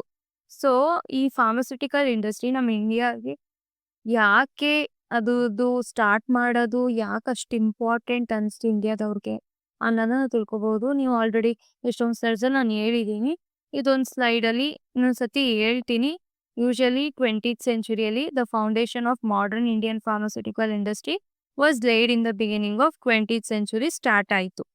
ಅದಾದಮೇಲೆ ನಾನು ಹೇಳಿದೆ ಫಸ್ಟ್ ಡೇಟ್ 1901 ನೆನಪಿರಬೇಕು ನಿಮಗೆ. Bengal chemical and pharmaceutical work was established in Calcutta. Bengal ಅಂದಿದ ತಕ್ಷಣ ಗೊತ್ತು ಕೋಲ್ಕತ್ತಾ. ಸೊ ಇದೊಂದು ನೆನಪಿರಲಿ. ಅದಾದಮೇಲೆ ಮೊದಲು ಇಂಡಿಪೆಂಡೆನ್ಸ್ಗಿಂತ ಮುಂಚೆ ಅಷ್ಟೊಂದು ಡ್ರಗ್ಸ್ ಇಂಪೋರ್ಟ್ ಆಗ್ತಿತ್ತು. ಬಟ್ ಅದು ಮ್ಯಾನುಫ್ಯಾಕ್ಚರ್ ಆಗ್ತಿರ್ಲಿಲ್ಲ ಇಂಡಿಯಾದಲ್ಲಿ. ಸೊ ಇಂಪೋರ್ಟ್ ಆಗೋದೆಲ್ಲ ಯೂಶಲಿ ಗೊತ್ತು, ಜಾಸ್ತಿ ಬೆಲೆ ಇರುತ್ತೆ. ಸೊ ಅವ್ರಿಗೇನಿಸ್ತು, need of Indian pharmaceutical industry ಅವ್ರಿಗೆ ತುಂಬ ಬೇಕು ಅನಿಸ್ತು ಇಂಡಿಯಾದವ್ರಿಗೆ. ಸೊ ಸ್ಲೋ ಆಗಿ ಒಂದೊಂದೇ ಮ್ಯಾನುಫ್ಯಾಕ್ಚರಿಂಗ್ ಯೂನಿಟ್ ಸ್ಟಾರ್ಟ್ ಆಯಿತು. ಇವಾಗಂತೂ ತುಂಬ ಮ್ಯಾನುಫ್ಯಾಕ್ಚರಿಂಗ್ ಆಫ್ ಡ್ರಗ್ಸ್ ಆಗುತ್ತೆ. ಆಮೇಲೆ ಬೇರೆ ದೇಶಕ್ಕೂ ನಾವಿವಾಗ ಸಪ್ಲೈ ಮಾಡ್ತೀರಿ. ನೆಕ್ಸ್ಟ್ ಬಂದ್ಬಿಟ್ಟು ತುಂಬ curious topic. As a budding pharmacist ನಿಮಗೆ ಈಗೊಂದು ತಲೆಯಲ್ಲಿ ಇದ್ದೇ ಇರುತ್ತೆ ಫಾರ್ಮಸಿಯಲ್ಲಿ ಯಾವ್ದಾವ ಥರ ಕೆರಿಯರ್ಸ್ ಇರುತ್ತೆ ಅಂತ. ಸೊ ಬೇಸಿಕಲಿ ನಾವು ನೋಡ್ಬೋದು ಫಸ್ಟ್ ಆಪ್ಷನ್ ಬಂದ್ಬಿಟ್ಟು ಫಾರ್ಮಸಿಸ್ಟ್ ಇವಾಗ ಮೇಜಾರಿಟಿ ಡಿಪ್ಲೊಮಾ ಓದಿರೋರೆಲ್ಲ ಫಾರ್ಮಸಿಸ್ಟ್ ಜಾಬ್ನೇ ಟೇಕಪ್ ಮಾಡೋದು. ಆಮೇಲೆ ಡಿ ಓದಿರೋರು ಕಮ್ಯುನಿಟಿ ಫಾರ್ಮಸಿಸ್ಟ್ನ ತಗೋತಾರೆ. ಸೊ ಇದೊಂದು ಬೇಸಿಕ್ ಐಡಿಯಾ ನಿಮ್ಗಿರಬೇಕು. ಯೂಶಲಿ B.Pharm, M.Pharm ಓದಿರೋರು ಈ ಫಾರ್ಮಸಿಸ್ಟ್ ಜಾಬ್ಗೆ ಪ್ರಾಬಬ್ಲಿ 1% ಮಾತ್ರ ಟೇಕಪ್ ಮಾಡ್ತಾರೆ. ಮಿಕ್ಕಿದವರೆಲ್ಲ ಕಾಂಟ್ರಾಕ್ಟ್ ರಿಸರ್ಚ್ ಆರ್ಗನೈಸೇಷನ್ ಕಂಪನಿ ಮತ್ತು ಫಾರ್ಮಸ್ಯೂಟಿಕಲ್ ಇಂಡಸ್ಟ್ರಿಯಲ್ಲಿ ವರ್ಕ್ ಮಾಡೋಕ್ಕೆ ಬೇಸಿಕ್ಕಾಗಿ ಇಷ್ಟಪಡ್ತಾರೆ. ನೆಕ್ಸ್ಟ್ ನೋಡೋಣ ಈ ಸ್ಲೈಡಲ್ಲಿ ಏನೇನಿದೆ ಅಂತ. Career opportunities in pharmacy. First ಬಂದ್ಬಿಟ್ಟು ಕಮ್ಯುನಿಟಿ ಫಾರ್ಮಸಿಸ್ಟ್. ಇವಾಗ ಯೂಶಲಿ ನಿಮಗೆ ಗೊತ್ತು ಡಿ ಇರ್ತಾರಲ್ಲ ಅವರು ಅಬ್ರಾಡಲ್ಲಿ ನಮ್ಮ ಇಂಡಿಯಾದಲ್ಲಿ ಇನ್ನೂ ಅಷ್ಟು ಡೆವಲಪ್ ಆಗಿಲ್ಲ ಅದ್ರದ್ದು ಸ್ಕೋಪು. ಬಟ್ ಅಬ್ರಾಡಲ್ಲಿ ಏನಂದರೆ ಇವಾಗ ಡಾಕ್ಟರ್ಸು ಜಸ್ಟ್ ಅವರು ಯಾವ್ಯಾವ ಮೆಡಿಸಿನ್ಸ್ ಕೊಡಬೇಕು ಅಂತ ಬರ್ಕೊಡ್ತಾರೆ ನೇಮ್ನ. ಈ ಡಿ ಅವರು ಕಮ್ಯುನಿಟಿ ಫಾರ್ಮಸಿಸ್ಟಾಗಿ ಜಾಯಿನ್ ಆದಮೇಲೆ ಏನು ಮಾಡ್ತಾರೆ ಅಂದರೆ ಆ ಮೆಡಿಸನ್ಸು ಹೆಂಗೆ ಪೇಷಂಟ್ ಯಾವಾಗ ತಗೋಬೇಕು, 2 times a ಡೇನಾ, ಊಟ ಆದ್ಮೇಲೆ, ಊಟಕ್ಕಿಂತ ಮುಂಚೆನಾ, ಆಮೇಲೆ ಇಷ್ಟು ದಿನಕ್ಕೆ ತಗೋಬೇಕು, ಅದನ್ನೆಲ್ಲ ಹೇಳೋದು ಈ ಕಮ್ಯುನಿಟಿ ಫಾರ್ಮಸಿಸ್ಟು. ಅದು ಅವ್ರ ಕೆಲಸ. Clinical pharmacist works with doctor in hospital to ensure safe and effective drug therapy for patients. ಇವಾಗ ಡಾಕ್ಟರ್ಸ್ಗಿಂತ ಸ್ವಲ್ಪ ಫಾರ್ಮಸಿಸ್ಟ್ಗೆ ಮೆಡಿಸಿನ್ಸ್ ಬಗ್ಗೆ ನಾಲೆಜ್ ಇರುತ್ತೆ. ಸೊ ಕ್ಲಿನಿಕಲ್ ಫಾರ್ಮಸಿಸ್ಟ್ ಅಂದರೆ ಡಾಕ್ಟರ್ಸ್ ಜೊತೆ ವರ್ಕ್ ಮಾಡ್ತಾರೆ. ಅವರು ಏನು ಮೇನ್ ವರ್ಕ್ ಅಂದರೆ ಪೇಷಂಟ್ಸ್ಗೆ ಸೇಫಾಗಿ ಮೆಡಿಸಿನ್ಸು ಡೆಲಿವರ್ ಆಗ್ತಿದ್ಯಾ, ಓವರ್ ಡೋಸ್ ಕೊಡ್ತಿದ್ದಾರಾ, ಅದ್ರದ್ದೆಲ್ಲ ಸ್ವಲ್ಪ ನೋಟ್ ಡೌನ್ ಮಾಡ್ಕೊತಾರೆ. ಬೇರೆ ಓವರ್ ಡೋಸ್ ಕೊಡಬಾರ್ದು. ಸೊ ಅದನ್ನು ಅವಾಯ್ಡ್ ಮಾಡೋಕ್ಕೆ ಈ ಕ್ಲಿನಿಕಲ್ ಫಾರ್ಮಸಿಸ್ಟ್ ಡಾಕ್ಟರ್ಸ್ ಜೊತೆ ಸ್ವಲ್ಪ ಮೆಡಿಸಿನ್ಸ್ ಪೇಷಂಟ್ಸ್ ಕೊಡೋಕ್ಕೆ ಹೆಲ್ಪ್ ಮಾಡ್ತಾರೆ. Next hospital pharmacist. ನೀವು ಯೂಶಲಿ ನೋಡಿರ್ಬೋದು ಹಾಸ್ಪಿಟಲ್‌ಗೆ ಹೋಗ್ಬೇಕಾದ್ರೆ ಅಲ್ಲೊಂದು ಫಾರ್ಮಸಿ ಶಾಪ್ ಇರುತ್ತೆ. ಸೊ ಅದ್ರಲ್ಲಿ ವರ್ಕ್ ಮಾಡೋರು ಹಾಸ್ಪಿಟಲ್ ಫಾರ್ಮಸಿಸ್ಟ್ ಅಂತಾರೆ. ಇದೆಲ್ಲ career opportunities in pharmacy as a pharmacist. ಮುಂದೆ ನೋಡೋಣ ಇನ್ನ ಎಷ್ಟೊಂದು ಆಪರ್ಚುನಿಟೀಸ್ ಇದೆ. ಮುಂದೆ ಸ್ಲೈಡ್ಸಲ್ಲಿ ಎಕ್ಸ್‌ಪ್ಲೇನ್ ಮಾಡ್ತೀನಿ. ನೆಕ್ಸ್ಟ್ ಬಂದ್ಬಿಟ್ಟು ಫಾರ್ಮಸ್ಯೂಟಿಕಲ್ ಇಂಡಸ್ಟ್ರಿ ಆರ್ ಇಂಡಸ್ಟ್ರಿ. ಅವಾಗೆ ಹೇಳ್ದೆ ಪ್ರೀವಿಯಸ್ ಸ್ಲೈಡಲ್ಲಿ. ಇಂಡಸ್ಟ್ರೀಸ್ ಅಂದ್ರೆ ಹೆಂಗಂದ್ರೆ ಮ್ಯಾನುಫ್ಯಾಕ್ಚರಿಂಗ್ ಯೂನಿಟ್ ಪಕ್ಕಾ ಇದ್ದೇ ಇರುತ್ತೆ. ಮತ್ತೆ ಮೋಸ್ಟ್ ಇಂಪಾರ್ಟೆಂಟ್ ಯೂನಿಟ್ ಅದು ಮ್ಯಾನುಫ್ಯಾಕ್ಚರಿಂಗ್ ಯೂನಿಟ್. ಯಾವುದೇ ಸ್ಮಾಲ್ ಇಂಡಸ್ಟ್ರಿ ಆಗಿರಲಿ ಅಲ್ಲಿ ಮ್ಯಾನುಫ್ಯಾಕ್ಚರಿಂಗ್ ಯೂನಿಟ್ ಇದ್ದೇ ಇರುತ್ತೆ. ಅದರಲ್ಲಿ different types of tablet, capsule, syrups, injection on large scale ಮಾಡೇ ಮಾಡ್ತಾರೆ. ಸೊ ಅದು ಪ್ರೊಡಕ್ಷನ್ ಡಿಪಾರ್ಟ್ಮೆಂಟ್. ಪ್ರೊಡ್ಯೂಸ್ ಅಲ್ಲೇ ಇದೆ ವರ್ಡಲ್ಲಿ. ಪ್ರೊಡ್ಯೂಸ್ ಅಂದರೆ ಟ್ಯಾಬ್ಲೆಟ್ ಪ್ರೊಡ್ಯೂಸ್ ಮಾಡೋದು, ಕ್ಯಾಪ್ಸೂಲ್ಸ್‌ನ, ಸಿರಪ್ಸ್‌ನ ಪ್ರೊಡ್ಯೂಸ್ ಮಾಡೋ ಕೆಲಸನೇ production department. Next R&D. R for research and development. Research ಮಾಡ್ತಾರೆ. ಇವಾಗ ಫೀವರ್‌ಗೆ ನಾವು ಇವಾಗ ಪ್ಯಾರಾಸಿಟಮಾಲ್ ಕೊಡ್ತೀವಿ. ಅದ್ರ ಬದಲು ಆಲ್ಟರ್ನೇಟಿವ್ ಡ್ರಗ್ ಯಾವ್ದಿದೆಯೋ ಅದ್ರ ಬಗ್ಗೆ ರಿಸರ್ಚ್ ಮಾಡೋದು. ಆಮೇಲೆ ಅದನ್ನ ಡೆವಲಪ್ ಮಾಡೋದು. ಯಾವ ಥರ ನಾವು ಪ್ರಿಪೇರ್ ಮಾಡ್ಬೋದು, ಸಿಂಥಸಿಸ್ ಮಾಡ್ಬೋದು ಅದನ್ನೆಲ್ಲ R&D ಡಿಪಾರ್ಟ್ಮೆಂಟ್ ನೋಡ್ತಾರೆ. So develop new drug formulations improves existing medicines. ಇವಾಗ ನೀವು ನೋಡು R&Dಯಲ್ಲಿ ಇವಾಗ ಪ್ಯಾರಾಸಿಟಮಾಲ್ ಟ್ಯಾಬ್ಲೆಟ್, ಸಿರಪ್ಸ್ ಎಲ್ಲ ಇದೆ. ಬಟ್ ಆಯಿಂಟ್ಮೆಂಟ್ ಇಲ್ಲ. ಯಾಕೆ ಆಯಿಂಟ್ಮೆಂಟ್ ಇಲ್ಲ? ಅದ್ರ ಬಗ್ಗೆ ರಿಸರ್ಚ್ ಮಾಡ್ತಾರೆ. ಯಾಕೆ ಆಯಿಂಟ್ಮೆಂಟ್‌ನ ಫಾರ್ಮುಲೇಟ್ ಮಾಡಬಾರ್ದು? ಅದ್ರ ಬಗ್ಗೆ ರಿಸರ್ಚ್ ಮಾಡೋದೇ R&Dಯಲ್ಲಿ. Next quality control. ಇವಾಗ ನೀನು ಯಾವ್ದಂದ್ರೆ ಅದು ಹೆಂಗಂದ್ರೆ ಹೆಂಗಿರ ಊಟ ತಿನ್ಬಿಡ್ತೀಯ, ತಿನ್ನಕ್ಕಾಗಲ್ಲ. ಯಾಕಂದ್ರೆ ಅದು ಒಂದು ಪ್ರಾಪರ್ ಆಗಿರ್ಬೇಕು. ಹಂಗೇನೆ ಟ್ಯಾಬ್ಲೆಟ್ಸ್ ಹೆಂಗಂದ್ರೆ ಹೆಂಗೆ ಮ್ಯಾನುಫ್ಯಾಕ್ಚರ್ ಮಾಡಿ ಕೊಟ್ಬಿಟ್ರೆ ಕುಡಿದ್ಬಿಡ್ತೀಯ? ಇಲ್ಲ. ಅದೇ ಕ್ವಾಲಿಟಿ ಕಂಟ್ರೋಲ್ ಅಂದ್ರೇನೆ ಹಂಗೆ. ಅವರು ಟೆಸ್ಟ್ ಮಾಡ್ತಾರೆ ಪ್ಯೂರ್ ಇದೆಯಾ, ಎಷ್ಟು ಸ್ಟ್ರೆಂತ್ ಇದೆ, ಮತ್ತೆ ಸೇಫ್ಟಿ ಇದೆಯಾ. ಇವಾಗ ನೀನು ಆ ಟ್ಯಾಬ್ಲೆಟ್ ನುಂಗ್ದಾಗ ನಿಂಗೇನು ಆಗಬಾರ್ದು, ಜಸ್ಟ್ ಕಾಯಿಲೆ ವಾಸಿ ಮಾಡಬೇಕು. ಸೊ ಅದ್ರ ಕೆಲಸನೇ ಕ್ವಾಲಿಟಿ ಕಂಟ್ರೋಲ್. ಅವರು ಮೆಡಿಸಿನ್ಸ್‌ನ ಟೆಸ್ಟ್ ಮಾಡ್ತಾರೆ. So purity, strength and safety before release. Next ಬಂದ್ಬಿಟ್ಟು ಕ್ವಾಲಿಟಿ ಅಶ್ಯೂರೆನ್ಸ್. ಅವ್ರು ಏನು ಅಶ್ಯೂರ್ ಮಾಡ್ತಾರೆ ಅಂದರೆ ಇವಾಗ manufacturing follows quality standards and regulatory guidelines. ಕೆಲವು ಗೈಡ್ಲೈನ್ಸ್ ಇರುತ್ತೆ. ಇವಾಗ ಕಾಲೇಜು, ಸ್ಕೂಲ್ ಅಂದರೆ ಕೆಲವು ಗೈಡ್ಲೈನ್ಸ್ ಇದ್ದೇ ಇರುತ್ತೆ. ಅದನ್ನು ನಾವು ಫಾಲೋ ಮಾಡಲೇಬೇಕು. ಸೇಮ್ ಅದೇ ಥರ ಕ್ವಾಲಿಟಿ ಅಶ್ಯೂರೆನ್ಸ್ ಅಂದರೆ ಅವರು ಇನ್ಶೂರ್ಸ್ ಮಾಡ್ತಾರೆ manufacture follows quality standards and regulatory ಗೈಡ್ಲೈನ್ಸ್‌ನ ಫಾಲೋ ಮಾಡ್ತಿದೆಯಾ ಇಲ್ವಾ ಅಂತ. ಅದೇ ಕ್ವಾಲಿಟಿ ಅಶ್ಯೂರೆನ್ಸು. ನೆಕ್ಸ್ಟ್ ಬಂದ್ಬಿಟ್ಟು ಎಲ್ಲ ಮಾಡ್ದಂಗೆ ಇನ್ನೇನಿರುತ್ತೆ ಪ್ಯಾಕೇಜಿಂಗ್ ಮಾಡೋರು. ಯಾಕಂದರೆ ಇವಾಗ ಯಾವುದಾದ್ರು ಒಂದು ಪ್ರಾಡಕ್ಟ್ ತಗೋತೀಯ ಅಂದರೆ ಅದ್ರದ್ದು ಮೇನ್ ಕೆಲಸ ಏನಂದರೆ ಅದ್ರದ್ದು ಡಿಸೈನ್ ನೋಡಿದ ತಕ್ಷಣ ಅಟ್ರಾಕ್ಟ್ ಆಗುತ್ತೆ. ಸೊ ಅದೇ ಥರ ಇವಾಗ ನಾವು ಟ್ಯಾಬ್ಲೆಟ್ ಮಾಡಿದ ತಕ್ಷಣ ಹೆಂಗಂದ್ರೆ ಹಂಗೆ ಪ್ಯಾಕೇಜ್ ಮಾಡೋಕ್ಕಾಗಲ್ಲ. ಸೊ ಒಂದು ಪ್ರಾಪರ್ ಡಿಸೈನ್ ಇರಬೇಕು. ಅದರಲ್ಲಿ ಲೇಬಲಿಂಗ್ ಏನೇನು ಇರಬೇಕು ಎಲ್ಲ ಮೆನ್ಷನ್ ಆಗಿರಬೇಕು. ಸೊ ಅದು ಪ್ಯಾಕೇಜಿಂಗ್ ಡಿಪಾರ್ಟ್ಮೆಂಟ್ ಇರುತ್ತೆ. Next sales and marketing. Sales and marketing ಏನಂದರೆ ಎಲ್ಲ ಮಾಡಿ ಒಂದು ಕಡೆ ಬಿಸಾಕ್ಬಿಟ್ರೆ ಏನು ಉಪಯೋಗ. ಅದು ಸೇಲ್ ಮಾಡಬೇಕು, ಮಾರ್ಕೆಟ್ ಮಾಡಬೇಕು. ಸೊ ಅದಕ್ಕಂತಾನೆ ಒಂದು ಸ್ವಲ್ಪ ಜನ ಇರ್ತಾರೆ. ಅವರು ಸೇಲ್ ಮಾಡ್ತಾರೆ ಮತ್ತು ಮಾರ್ಕೆಟಿಂಗ್ ಮಾಡ್ತಾರೆ. ಸೊ ಇದರಿಂದ ಏನಾಗುತ್ತೆ ಅಂದರೆ ನಾವು ಪ್ರಿಪೇರ್ ಮಾಡಿರೋ ಟ್ಯಾಬ್ಲೆಟ್ದು ಪ್ರಾಫಿಟ್ ಸಿಗುತ್ತೆ ನಮಗೆ. ಸೊ ಪ್ರಾಫಿಟ್ ಸಿಕ್ಕರೆ ಇನ್ನು ಡೆವಲಪ್ ಆಗುತ್ತೆ. ಸೊ ಇದು ಈ ಸ್ಲೈಡ್ಸಲ್ಲಿರೋ ಬೇಸಿಕ್ ಇನ್ಫಾರ್ಮೇಷನ್ಸ್ ಕೊಟ್ಟಿದ್ದೀನಿ. ನೆಕ್ಸ್ಟ್ ಬಂದ್ಬಿಟ್ಟು other settings. Apart from R&D ಇನ್ನು ಏನೇನೈತೆ ಅಂತ ನಾವು ನೋಡ್ಬೋದು. ಅಕಾಡೆಮಿಕ್ಸ್. ಇವಾಗ M.Pharm ಇಲ್ಲ B.Pharm ಕಂಪ್ಲೀಟ್ ಮಾಡಿದ್ರೆ ನೀವು ಟೀಚಿಂಗ್ ಮಾಡ್ಬೋದು ಫಾರ್ಮಸಿ ಸ್ಟೂಡೆಂಟ್ಸ್‌ಗೆ. ಯಾವುದೇ ಕಾಲೇಜಸಲ್ಲಾಗಲಿ ಯೂನಿವರ್ಸಿಟೀಸ್ ಆಗಲಿ ಅದು ಅಕಾಡೆಮಿಕ್ಸು. ನೆಕ್ಸ್ಟ್ ಬಂದ್ಬಿಟ್ಟು ಮೇನ್ ಎಲ್ಲ ಸ್ಟಾರ್ಟಿಂಗ್ ಇವಾಗ ಸೆಮಿಸ್ಟರ್ 1 ನಾನು ಡ್ರಗ್ ಇನ್ಸ್ಪೆಕ್ಟರ್ ಆಗ್ತೀನಿ ಅಂತ ಜೋಶಲ್ಲಿ ಫಾರ್ಮಸಿಗೆ ಸೇರ್ಕೊಂತೀರಾ. ಸೊ ಡ್ರಗ್ ಇನ್ಸ್ಪೆಕ್ಟರ್ ಕೆಲಸ ಏನು ಅಂತ ನೋಡೋಣ. Ensures medicines sold in market legal ಮತ್ತು ಕ್ವಾಲಿಟಿ ಸ್ಟ್ಯಾಂಡರ್ಡ್ಸ್‌ನ ಮೀಟ್ ಮಾಡ್ತಿದ್ಯಾ ಅಂತ ಮೇನ್ ಕೆಲಸನೇ ಡ್ರಗ್ ಇನ್ಸ್ಪೆಕ್ಟರ್ಸ್ದು. Next apart from that one of the important ಮತ್ತು ಗ್ರೋಯಿಂಗ್ ಇಂಡಸ್ಟ್ರಿ ಅಂದರೆ clinical research organization or clinical research. ಅವ್ರು ಏನು ಮಾಡ್ತಾರೆ ಅಂದರೆ ಇವಾಗ ನೀವು ಮಾಡೋ ಟ್ಯಾಬ್ಲೆಟ್, ನೀನು ಇವಾಗ ಒಂದು ಟ್ಯಾಬ್ಲೆಟ್ ಮಾಡ್ತೀಯ ಅನ್ಕೋ, ಅದನ್ನ ಒಬ್ರು ಮನುಷ್ಯರ ಮೇಲೆ ಟೆಸ್ಟ್ ಮಾಡಿ ಆ ಮನುಷ್ಯರು ಮೇಲೆ ಟೆಸ್ಟ್ ಮಾಡೋಕ್ಕಾಗಲ್ಲ ನೀನು. ಅದಕ್ಕಂತಾನೆ ಒಂದು ಸಪ್ರೇಟ್ ಡಿಪಾರ್ಟ್ಮೆಂಟ್ ಇರುತ್ತೆ. ಸೊ ನೀನು ಟ್ಯಾಬ್ಲೆಟ್ ಮಾಡಿ ಕ್ಲಿನಿಕಲ್ ರಿಸರ್ಚ್ ಅವ್ರಿಗೆ ಕೊಡ್ತೀಯ, ಆ ಇಂಡಸ್ಟ್ರಿಗೆ ಕೊಡ್ತೀಯ.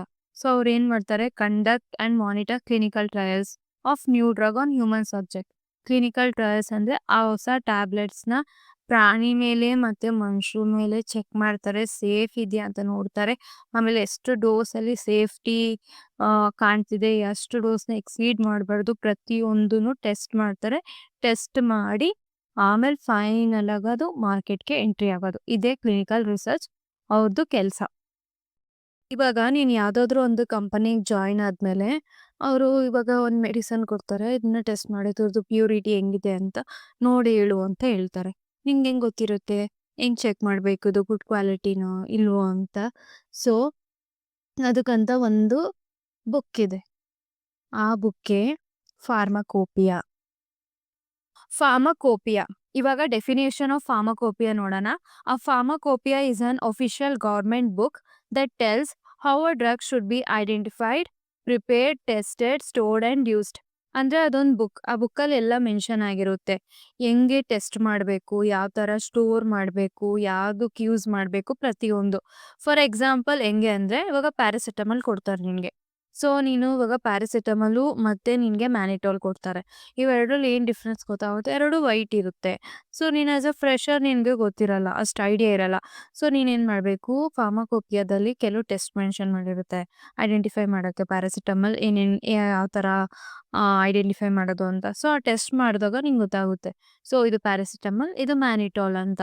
ಸೊ, ಅದಕ್ಕೆ pharmacopoeia is a very useful book in pharmacy. Next ನಮಗೆ ಫಾರ್ಮಕೋಪಿಯಾ ಯಾಕೆ ನೀಡಿದೆ ಅಂತ. To make sure all medicines are safe. ಎಲ್ಲ ಮೆಡಿಸಿನ್ಸು ಸೇಫ್ ಇದೆಯಾ ಇಲ್ವೋ ಅಂತ ನೋಡೋಕ್ಕೆ ಫಾರ್ಮಕೋಪಿಯಾ ಬೇಕೇ ಬೇಕು. To ensure same quality everywhere. ಅಂದರೆ ಇವಾಗ ನೀನೊಂದು ಪ್ಯಾರಾಸಿಟಮಲ್ ತೊಗೊತೀಯ ಒಬ್ಬರು ಸೆಲ್ಲರ್ ಹತ್ರ, ಇನ್ನೊಬ್ರು ಸೆಲ್ಲರ್ ಹತ್ರ ಇನ್ನೂ ಒಂದು ಅರ್ಧ ಗ್ರಾಮ್ ತೊಗೊತೀಯ. ಅವೆರಡನ್ನ ಕಂಪೇರ್ ಮಾಡಬೇಕು, ಎಲ್ಲೆರಡು ಸೇಮ್ ಕ್ವಾಲಿಟಿ ಇದೆಯಲ್ವ ಅಂತ. ಒಂದು ಚೀಪಾಗಿ ತೊಗೊಂಡು ಒಂದು ಬೆಸ್ಟಾಗಿ ತೊಗೊಂಡು ಅದರಿಂದ ಟ್ಯಾಬ್ಲೆಟ್ ಮಾಡೋಕ್ಕಾಗಲ್ಲ. ಇವಾಗ ಟ್ಯಾಬ್ಲೆಟ್ ಮಾಡ್ತೀಯ ಅಂದರೆ ಪ್ರತಿಯೊಂದೂ ಸೇಮ್ ಕ್ವಾಲಿಟಿಯಲ್ಲಿ ಇರಬೇಕು. To avoid fake or substandard drug. ಅಂದರೆ ಫೇಕ್ ಡ್ರಗ್ನ ಅವಾಯ್ಡ್ ಮಾಡೋಕ್ಕೆ ಫಾರ್ಮಕೋಪಿಯಾದಲ್ಲಿರೋ ಪ್ರಿಪರೇಷನ್ ಮೆಥಡು, ಟೆಸ್ಟಿಂಗ್ ಮೆಥಡು ಬೇಕೇ ಬೇಕು. To help doctor and pharmacist and industries to identify which drug is having high quality, which is fake, and which drug need to be stored at which storage, everything ಎಲ್ಲಾನು mention ಮಾಡಿರ್ತಾರೆ ಫಾರ್ಮಕೋಪಿಯಲ್ಲಿ. So pharmacopoeia ನಮಗೆ ಬೇಕೇ ಬೇಕು. ಒಂದು important real life incidence ಹೇಳ್ತೀನಿ pharmacopoeia ಯಾಕೆ ಬೇಕು ಅಂತ. ಒನ್ ಟೈಮ್ ಏನಾಗಿತ್ತು ಅಂದರೆ ಬ್ಯಾಂಗ್ಳೂರಲ್ಲಿ ಅದೊಂದು ಒಂದು ಫಾರ್ಮಸ್ಯೂಟಿಕಲ್ ಕಂಪನಿಯಲ್ಲಿ ಆ ಇನ್ಸಿಡೆಂಟ್ ಆಗಿದ್ದಿತ್ತು. ಆ ಇನ್ಸಿಡೆಂಟಲ್ಲಿ ಏನಂದರೆ, ಇವಾಗ ಗ್ಲಿಮಿಪೆರೈಡ್ ಆ್ಯಂಟಿ ಡಯಾಬಿಟಿಕ್ ಡ್ರಗ್ ಬರುತ್ತಲ್ಲ, ಅದು ವೈಟ್ ಇತ್ತು. ಮ್ಯಾನಿಟೋಲ್ ಕೂಡ ವೈಟ್ ಇತ್ತು.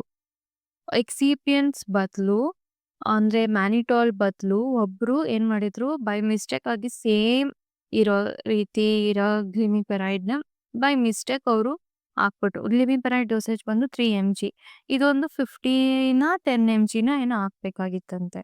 ಸೊ, ಅವಾಗೇನಾಯಿತು, ಅವರು ಇನ್ಸ್ಟೆಡ್ ಆಫ್ ಮ್ಯಾನಿಟಾಲ್ ಗ್ಲಿಮಿಪೆರೈಡ್ ಒಂದು ಬ್ಯಾಚ್ ಆಫ್ ಟ್ಯಾಬ್ಲೆಟ್ಸ್ ಪ್ರಿಪೇರ್ ಮಾಡೋದ್ರಲ್ಲಿ ಬೈ ಮಿಸ್ಟೇಕಾಗಿ ಮ್ಯಾನಿಟೋಲ್ ಬದಲು ಗ್ಲಿಮಿಪೆರೈಡ್ ಆ್ಯಡ್ ಮಾಡಿಬಿಟ್ಟಿದ್ರು. ಸೊ, ಅದರಿಂದ ಸ್ವಲ್ಪ ದಿನ ಆದಮೇಲೆ ಏನು ಇದು ಬಂತು ಅಂದರೆ, ಎಷ್ಟೊಂದು ಪರ್ಸನ್ದು ಸಡನ್ ಶುಗರ್ ಲೆವೆಲ್ ಡೌನ್ ಆಗಿ ಡೆತ್ ಆಯಿತು ಅಂತ ಬಂತು. ಸೊ, ಲೇಟರ್ ಇನ್ವೆಸ್ಟಿಗೇಟ್ ಮಾಡಿದಾಗ ಅವ್ರಿಗೆ ಗೊತ್ತಾಯಿತು, ಸೊ ಡ್ರಗ್ ಕನ್ಫ್ಯೂಷನ್ ಇಂದ ಈ ಥರ ಡೆತ್ ಆಗಿದೆ ಅಂತ. So, pharmacopoeia is very important. What does a pharmacopoeia contains? ಏನೇನಿರ್ಬೋದು ಫಾರ್ಮಕೋಪಿಯಲ್ಲಿ ಅಂತ ನೆಕ್ಸ್ಟ್ ಸ್ಲೈಡಲ್ಲಿ ನೋಡೋಣ. ಮೋನೋಗ್ರಾಫ್. ಒಂದು important element of pharmacopoeia is monograph. Monograph ಅಂದರೆ complete profile of one drug ಬಗ್ಗೆ ಕಂಪ್ಲೀಟ್ ಪ್ರೊಫೈಲ್ ಆ ಮೋನೋಗ್ರಾಫಲ್ಲಿ ಇರುತ್ತೆ. ಅದು ಏನೇನು ಹೇಳುತ್ತೆ ಅಂದರೆ, ಅದರಲ್ಲಿ ಏನೇನು ಇರುತ್ತೆ, name of the drug, for examples cetirizine drug name ಇರುತ್ತೆ, ಅದರದ್ದು ಕೆಮಿಕಲ್ ಫಾರ್ಮುಲಾ ಇರುತ್ತೆ. ಆಮೇಲೆ test for identity and purity, ಅದನ್ನು ಹೆಂಗೆ ಟೆಸ್ಟ್ ಮಾಡಿ ಐಡೆಂಟಿಫೈ ಮಾಡೋದು ಸಿಟ್ರಿಸಿನ್ಸ, ಅದ್ರ ಬಗ್ಗೆ ಇರುತ್ತೆ. ಆಮೇಲೆ ಅದ್ರದ್ದು ಪ್ಯೂರಿಟಿ ಎಷ್ಟಿದೆ ಅಂತ ಇರುತ್ತೆ. ಅಷ್ಟೇ. How much drug is present. ಇವಾಗ ಒಂದು ಟ್ಯಾಬ್ಲೆಟ್ ತೊಗೋತೀರಿ ಸಿಟ್ರಿಸಿನ್ಸು, ಒಂದು 10 mg ತೊಗೋತೀರಿ. ಸೊ, ಅದರಲ್ಲಿ 10 mgನೇ ಡ್ರಗ್ ಪ್ರೆಸೆಂಟ್ ಇದೆಯಾ ಅಂತ ನೋಡಬೇಕು. ಇವಾಗ ಒಂದು ಶೀಟ್ ತೊಗೊಂಡ್ರೆ ಅದರಲ್ಲಿ ಎಲ್ಲ ಟ್ಯಾಬ್ಲೆಟ್ಸು 10 mgನೇ ಇರಬೇಕು. ಸೊ, ಅದನ್ನು ಹೆಂಗೆ ಚೆಕ್ ಮಾಡೋದು ಅಂತ ಅದು ಅಷ್ಟೇ. Next storage condition. ಅದು ಏನರಲ್ಲಿ ಸ್ಟೋರ್ ಮಾಡಬೇಕು, ಆ್ಯಂಪ್ಯೂಲ್ ಬಾಟಲ್ಸಲ್ಲಿ ಮಾಡಬೇಕಾ ಇಲ್ಲ ಗ್ಲಾಸ್ ಬಾಟಲ್ಸಲ್ಲಿ ಮಾಡಬೇಕಾ, ಯಾವುದೇ ಒಂದು ಸ್ಟೋರೇಜ್ ಕಂಡೀಷನ್ಸು, ಟೆಂಪರೇಚರ್ ಎಷ್ಟಿದೆ, ಎಷ್ಟರಲ್ಲಿ ಇಡಬೇಕು, ಪ್ರತಿಯೊಂದೂ ಮೆನ್ಷನ್ ಇರುತ್ತೆ. ನೆಕ್ಸ್ಟು ಡೋಸ್, ಎಷ್ಟು ಡೋಸು ಸೇಫ್, ಎಷ್ಟು dose, over dose, everything should be mentioned in monograph. Next preparation of cetirizines, ಹೆಂಗೆ ಸಿಟ್ರಿಸಿನ್ಸ್ನ ನಾವು ಪ್ರಿಪೇರ್ ಮಾಡ್ಬೋದು ಅದನ್ನ ಮೆನ್ಷನ್ ಮಾಡಿರ್ತಾರೆ ಮೊನೋಗ್ರಾಫಲ್ಲಿ. Next types of pharmacopoeia. ಇವಾಗ ನಮ್ಮ ಇಂಡಿಯಾಗೆ ಇಂಡಿಯನ್ ಫಾರ್ಮಕೋಪಿಯಾ ಇರುತ್ತೆ, UK ಗೆ ಬ್ರಿಟಿಷ್ ಫಾರ್ಮಕೋಪಿಯಾ ಇರುತ್ತೆ, USA ಗೆ USP ಪ್ಲಸ್ ನ್ಯಾಷನಲ್ ಫಾರ್ಮಿನರಿ. ಇದನ್ನ ಅವರು ಫಾಲೋ ಮಾಡ್ತಾರೆ. ಯುರೋಪಲ್ಲಿ ಯುರೋಪಿಯನ್ ಫಾರ್ಮಕೋಪಿಯಾ, ಇಡೀ ವರ್ಲ್ಡ್ಗೆ ಇಂಟರ್ನ್ಯಾಷನಲ್ ಫಾರ್ಮಕೋಪಿಯಾ ಇರುತ್ತೆ. ಅಂದರೆ ಕಾಮನ್ ಇದ್ದೇ ಇರುತ್ತೆ. ಇವಾಗ FDA, WHO ಹೆಂಗೋ ಅದೇ ಥರ ಫಾರ್ಮಕೋಪಿಯಲ್ಲೂ ಡಿಫ್ರೆಂಟ್ ಕಂಟ್ರಿಗೆ ಡಿಫ್ರೆಂಟ್ ಫಾರ್ಮಕೋಪಿಯಾಸ್ ಇರುತ್ತೆ. ನಾನು B.Pharm ಓದಬೇಕಾದ್ರೆ ನನಗೆ ಈ ಫಾರ್ಮಕೋಪಿಯಾ ಟಾಪಿಕ್ ಅಷ್ಟು ಇಂಟ್ರೆಸ್ಟಿಂಗ್ ಇರಲಿಲ್ಲ. ಅವಾಗೆಲ್ಲ ಸ್ಕಿಪ್ ಮಾಡಿ ನಾನು ಮಿಕ್ಕಿದೆಲ್ಲ ಓದ್ತಿದ್ದೆ. ಬಟ್ ನೀವೇನು ಸ್ಕಿಪ್ ಮಾಡೋಷ್ಟು ಏನು ಬೇಕಾಗಿಲ್ಲ. ಯಾಕಂದರೆ ಕಂಪ್ಲೀಟಾಗಿ ಸ್ಕಿಪ್ ಮಾಡೋ ಬದಲು ಅಟ್ಲೀಸ್ಟ್ ಒಂದು ಚೂಚು ಅದ್ರ ರಿಲೇಟೆಡ್ ಪಾಯಿಂಟ್ಸ್ ನೀವು ನೋಟ್ ಡೌನ್ ಮಾಡಿಕೊಂಡು ಅದನ್ನು ಸುಮ್ಮನೆ ಎಕ್ಸಾಮ್ಗೆ ಹೋಗೋಕ್ಕಿಂತ ಮುಂಚೆ ಒಂಚೂರು ಬ್ರಷ್ ಅಪ್ ಮಾಡಿದ್ರೆ ಫುಲ್ ಕಂಪ್ಲೀಟಾಗಿ ಕ್ವಶನ್ ಬಿಟ್ಟು ಬರೋ ಬದಲು ಅಟ್ಲೀಸ್ಟ್ ಚೂರಾದರೂ ನೀವು ಬರ್ತೀರಾ. ಸೊ ನಾನು ಸ್ಮಾಲ್ ಅಂದರೆ ಪಾಯಿಂಟ್ಸ್ ಆಗಿ ಈ ಸ್ಲೈಡಲ್ಲಿ ಹಾಕಿದ್ದೀನಿ, ನೀವು ನೋಡ್ಬೋದು. ಫಸ್ಟು ಇಂಡಿಯನ್ ಫಾರ್ಮಕೋಪಿಯಾ ಅಂದರೆ ಏನು? It is an official standard book of India. ಅಲ್ಲೇ ಎಲ್ಲ ಇದೆಯಲ್ಲ, Indian pharmacopoeia official standard book of India ಅಂತ ಈಸಿಯಾಗಿ ಫಸ್ಟ್ ಪಾಯಿಂಟ್ ಬರೀತೀರಾ. Next it is usually published by government authorities. ಯಾವುದೇ ಫಾರ್ಮಕೋಪಿಯಾ ಬಗ್ಗೆ ಹೇಳಿ first it is a official standard book of India, Europe, USA ಅಂತ ಬರೀತೀಯ. Next it is published by government of authorities ಅಂತ ಒಂದು ನೆಕ್ಸ್ಟ್ ಪಾಯಿಂಟ್ ಬರೆಯೋದು. Next ಎಲ್ಲ ಫಾರ್ಮಕೋಪಿಯಾದಲ್ಲಿ ಒಂದು ಕಾಮನ್ ಏನಂದರೆ ಅದು ಐಡೆಂಟಿಟಿ, ಪ್ಯೂರಿಟಿ, ಪ್ರಿಸ್ಕ್ರೈಬ್ ಸ್ಟ್ಯಾಂಡ್ ಮಾಡುತ್ತೆ. Identity, purity, strength and quality ಅಂತ ಒಂದು ಸೆಂಟೆನ್ಸ್ ಬರ್ದ್ಬಿಡೋದು. ಆಮೇಲೆ ಐಡೆಂಟಿಟಿಯಲ್ಲಿ ಒಂದು ಎಕ್ಸಾಂಪಲ್ ಕೊಡೋದು. ಪ್ಯಾರಾಸಿಟಮಲ್ದು ಈ ಥರ ಐಡೆಂಟಿಟಿ ಚೆಕ್ ಮಾಡ್ಬೋದು ಅಂತ, ಪ್ಯೂರಿಟಿ ಚೆಕ್ ಮಾಡುತ್ತೆ ಅಂತ, ಸ್ಟ್ರೆಂತು, ಕ್ವಾಲಿಟಿ ಅಂತ ಡಿಫ್ರೆಂಟ್ 4 ಡ್ರಗ್ ತಗೊಂಡು 4 ಡ್ರಗ್ದು ಎಕ್ಸಾಂಪಲ್ಸ್ ಬರೆಯೋದು. ಅವಾಗ ಅರ್ಧ ಪೇಜ್ ತುಂಬುತ್ತೆ. ನೆಕ್ಸ್ಟು ಯಾವುದೇ drug used in India must follow IP standard. ಅದೇ ಥರ any drug used in USA must follow the USP standard. ಪ್ರತಿಯೊಂದು ಸೆಂಟೆನ್ಸು ಸೇಮ್ ಇರುತ್ತೆ. ಆದರೆ ಇಂಡಿಯನ್ ಬದಲು USP, ಯುರೋಪ್ ಅಂತ ಹಾಕೋದಷ್ಟೇ. ನೆಕ್ಸ್ಟ್ ಬಂದ್ಬಿಟ್ಟು ಪಬ್ಲಿಷಿಂಗ್ ಅಥಾರಿಟೀಸ್, ಯಾರ್ಯಾರು ಪಬ್ಲಿಷ್ ಮಾಡ್ಬೋದು ಅಂತ. ಅದು Indian pharmacopoeia commission IPC publish ಮಾಡುತ್ತೆ. ಆಮೇಲೆ ಆಟೋನಾಮಸ್ ಬಾಡಿ ಇರುತ್ತೆ. Next under ministry of health and family welfare. Next government of India. ಇವರೆಲ್ಲ ಪಬ್ಲಿಷಿಂಗ್ ಅಥಾರಿಟೀಸ್, ಇದೊಂದು ನೆನಪಿರಬೇಕು. ಆಮೇಲೆ IPC ಯಾವಾಗ ಎಸ್ಟಾಬ್ಲಿಷ್ ಆಯಿತು ಅಂದರೆ 2004 Indian pharmacopoeia authority, publishing authorities IPC establish ಆಯಿತು. ನೀವು ಆ ಕಡೆ ಡಯಾಗ್ರಾಮಲ್ಲಿ ನೋಡ್ಬೋದು, ಈ ಥರ ಇರುತ್ತೆ ಇಂಡಿಯನ್ ಫಾರ್ಮಕೋಪಿಯಾ. ಸೊ ನೀವು ನಿಮ್ಮ ಲೈಬ್ರರೀಸಲ್ಲಿ ಹೋಗಿ ಒಂದ್ಸತಿ ಚೆಕ್ ಮಾಡ್ಬೋದು. ಪ್ರತಿಯೊಂದು ಲೈಬ್ರರಿ ಅಲ್ಲೂ ಇಂಡಿಯನ್ ಫಾರ್ಮಕೋಪಿಯಾ ಇದ್ದೇ ಇರುತ್ತೆ. ಇಂಪಾರ್ಟೆಂಟ್ ಡೇಟ್ಸ್ ನಾನು ಹೇಳಿಲ್ವಾ, ಕಂಪ್ಲೀಟಾಗಿ ಇಗ್ನೋರ್ ಮಾಡೋ ಬದಲು ಆ ಕ್ವಶನ್ಸ್ನ ಕೆಲವು ಡೇಟ್ಸು, ಕೆಲವು ಪಬ್ಲಿಷಿಂಗ್ ಅಥಾರಿಟೀಸು, ಕೆಲವು ಡೆಫಿನೇಷನು, ಚಿಕ್ಕ ಪಾಯಿಂಟ್ಸಲ್ಲಿ ನೋಟ್ ಡೌನ್ ಮಾಡಿಕೊಂಡು ಅದನ್ನೇ ಬ್ರಷ್ ಅಪ್ ಮಾಡಿ ಸೆಂಟೆನ್ಸಲ್ಲಿ ಬರೆದ್ರೆ ಆಗೋಯ್ತು. ಇಂಪಾರ್ಟೆಂಟ್ ಡೇಟ್ಸ್ ನಾನು ಸ್ಟಾರ್ಟಿಂಗಿಂದ ಹೇಳ್ಕೊಂಡ್ಬರ್ತಿದ್ದೀನಿ. ಡೇಟ್ಸ್ ಎಲ್ಲ ಒಂದು ಶೀಟಲ್ಲಿ ಬರೆದಿರಬೇಕು ಅಂತ. ಸೊ ಫಸ್ಟ್ ಇಂಡಿಯನ್ ಫಾರ್ಮಕೋಪಿಯಾ ಯಾವಾಗ? 1955.